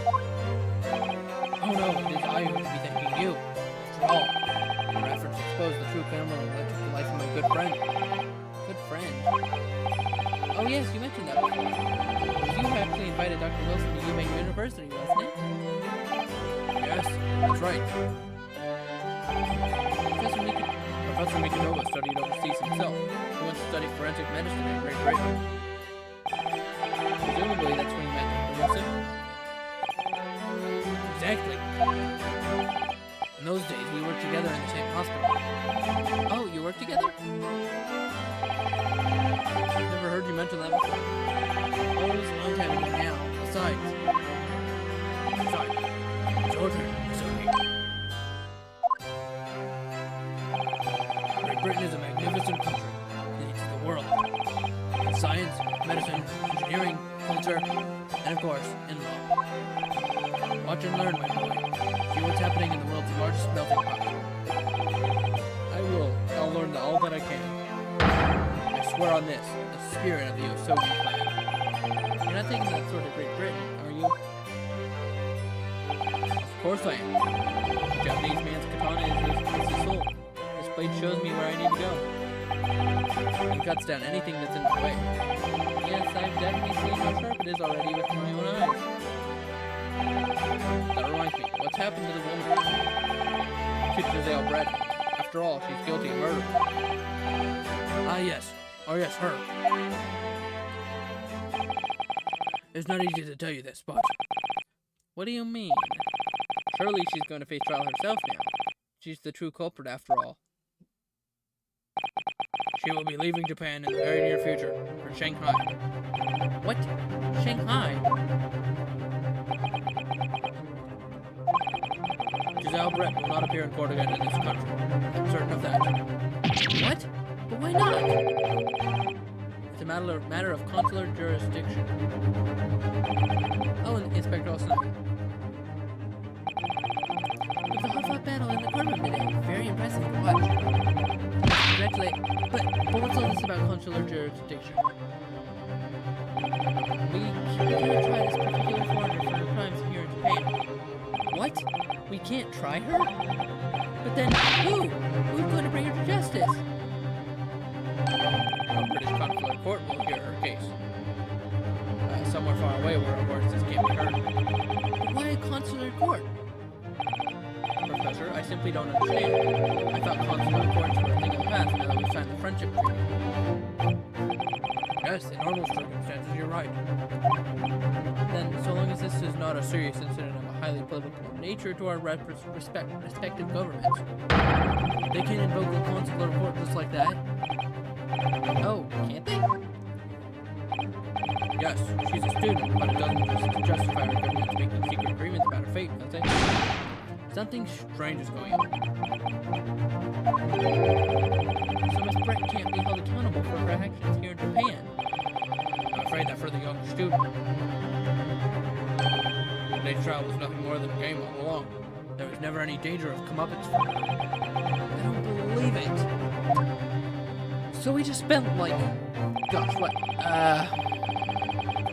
like 5.5 hours, 6 hours, going after her.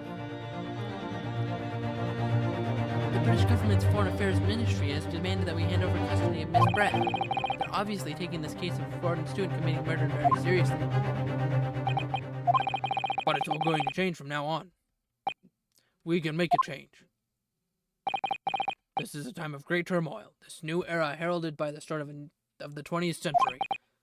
One day, I have no doubt, that woman will receive the judgment she deserves. Yes, oh yes, change is coming, and we're the ones driving it. Well, I think that's enough seriousness for now. This evening calls for a celebratory drink. But Professor, You're right, this is no time for gloomy faces. We should be celebrating Munisuki's not guilty verdict. Let's start having some fun.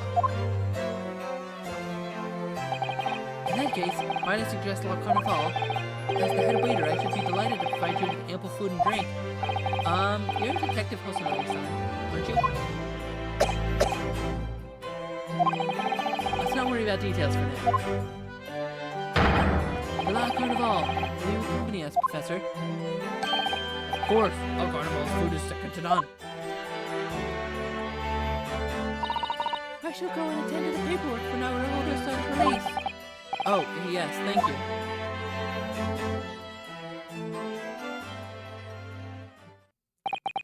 So Giselle Brett won't be tried here.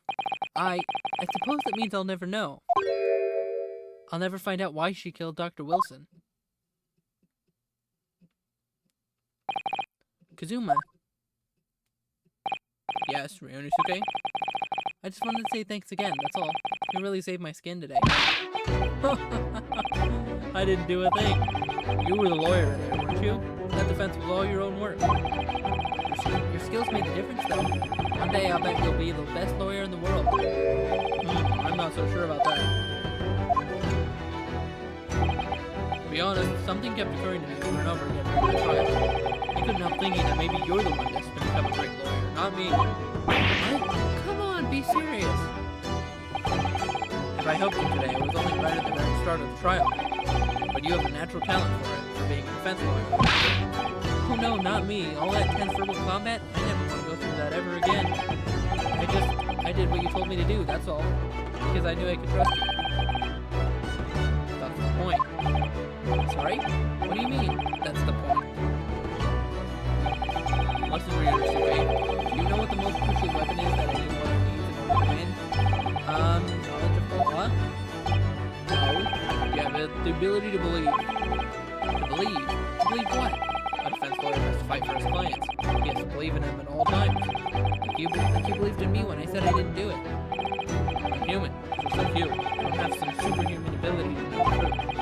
But you have to make a choice about what to believe in and stick to it when you're defending someone. Sometimes in the courtroom, you can really be backed into a corner. Being able to remain faithful to what you choose, to believe in, even then. Well, that's not something that anyone can do. It takes a special kind of person. Believing in your client. Just look at today's trial. I'm a student lawyer with precious little real experience, and you never stop believing in me. Well, you face seemingly hopeless situations time and again, but you never stop looking for the truth. And in the end, you found it through your own efforts, because you never stopped believing in me. Thanks, Kazuma.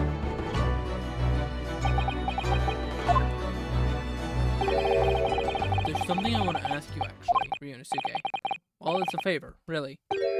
Something very important to me. It sounds serious. What is... Oh, you're still here, are you? Oh, Inspector Otanaga. I've arranged some rickshaws for us. Let's go. Thank you. We'll be right there.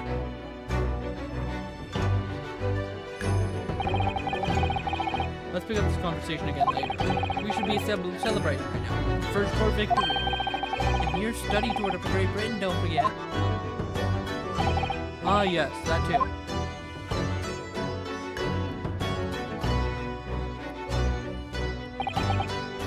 So my very first trial came to an end. Kazuma, Professor Mikotoba, Susato-san, who acted as my assistant, Inspector Hosonaga, who didn't really play much of a part, but still. It was because of the help and support of all these people that I managed to get through that trial. But more importantly, Kazuma hadn't yet managed to ask his favor of me. Little did I realize just how much it would change my life.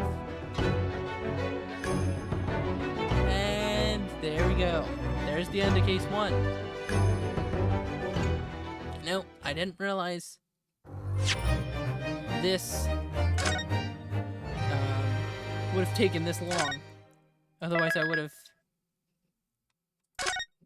have not put in episode 2. Yeah, but okay. But yeah, so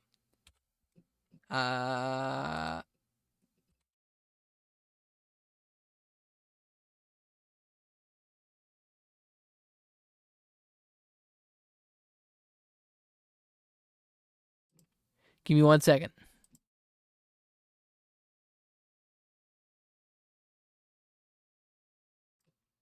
Okay, there we go. Yeah, there we go. That's better. Yeah, so that was the end of case number 1, and next time we'll be starting on case number 2. which I hope you guys will enjoy just as much. The Adventure of the Unbreakable Speckled Band, which is also a nod to one of Sherlock Holmes' stories. I think it was The Adventure of the Speckled Band. Let me check.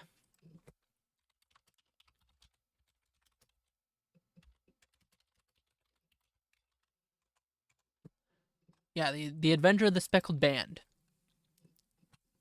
So, there we go. That was about it for now. I will see you guys all next time.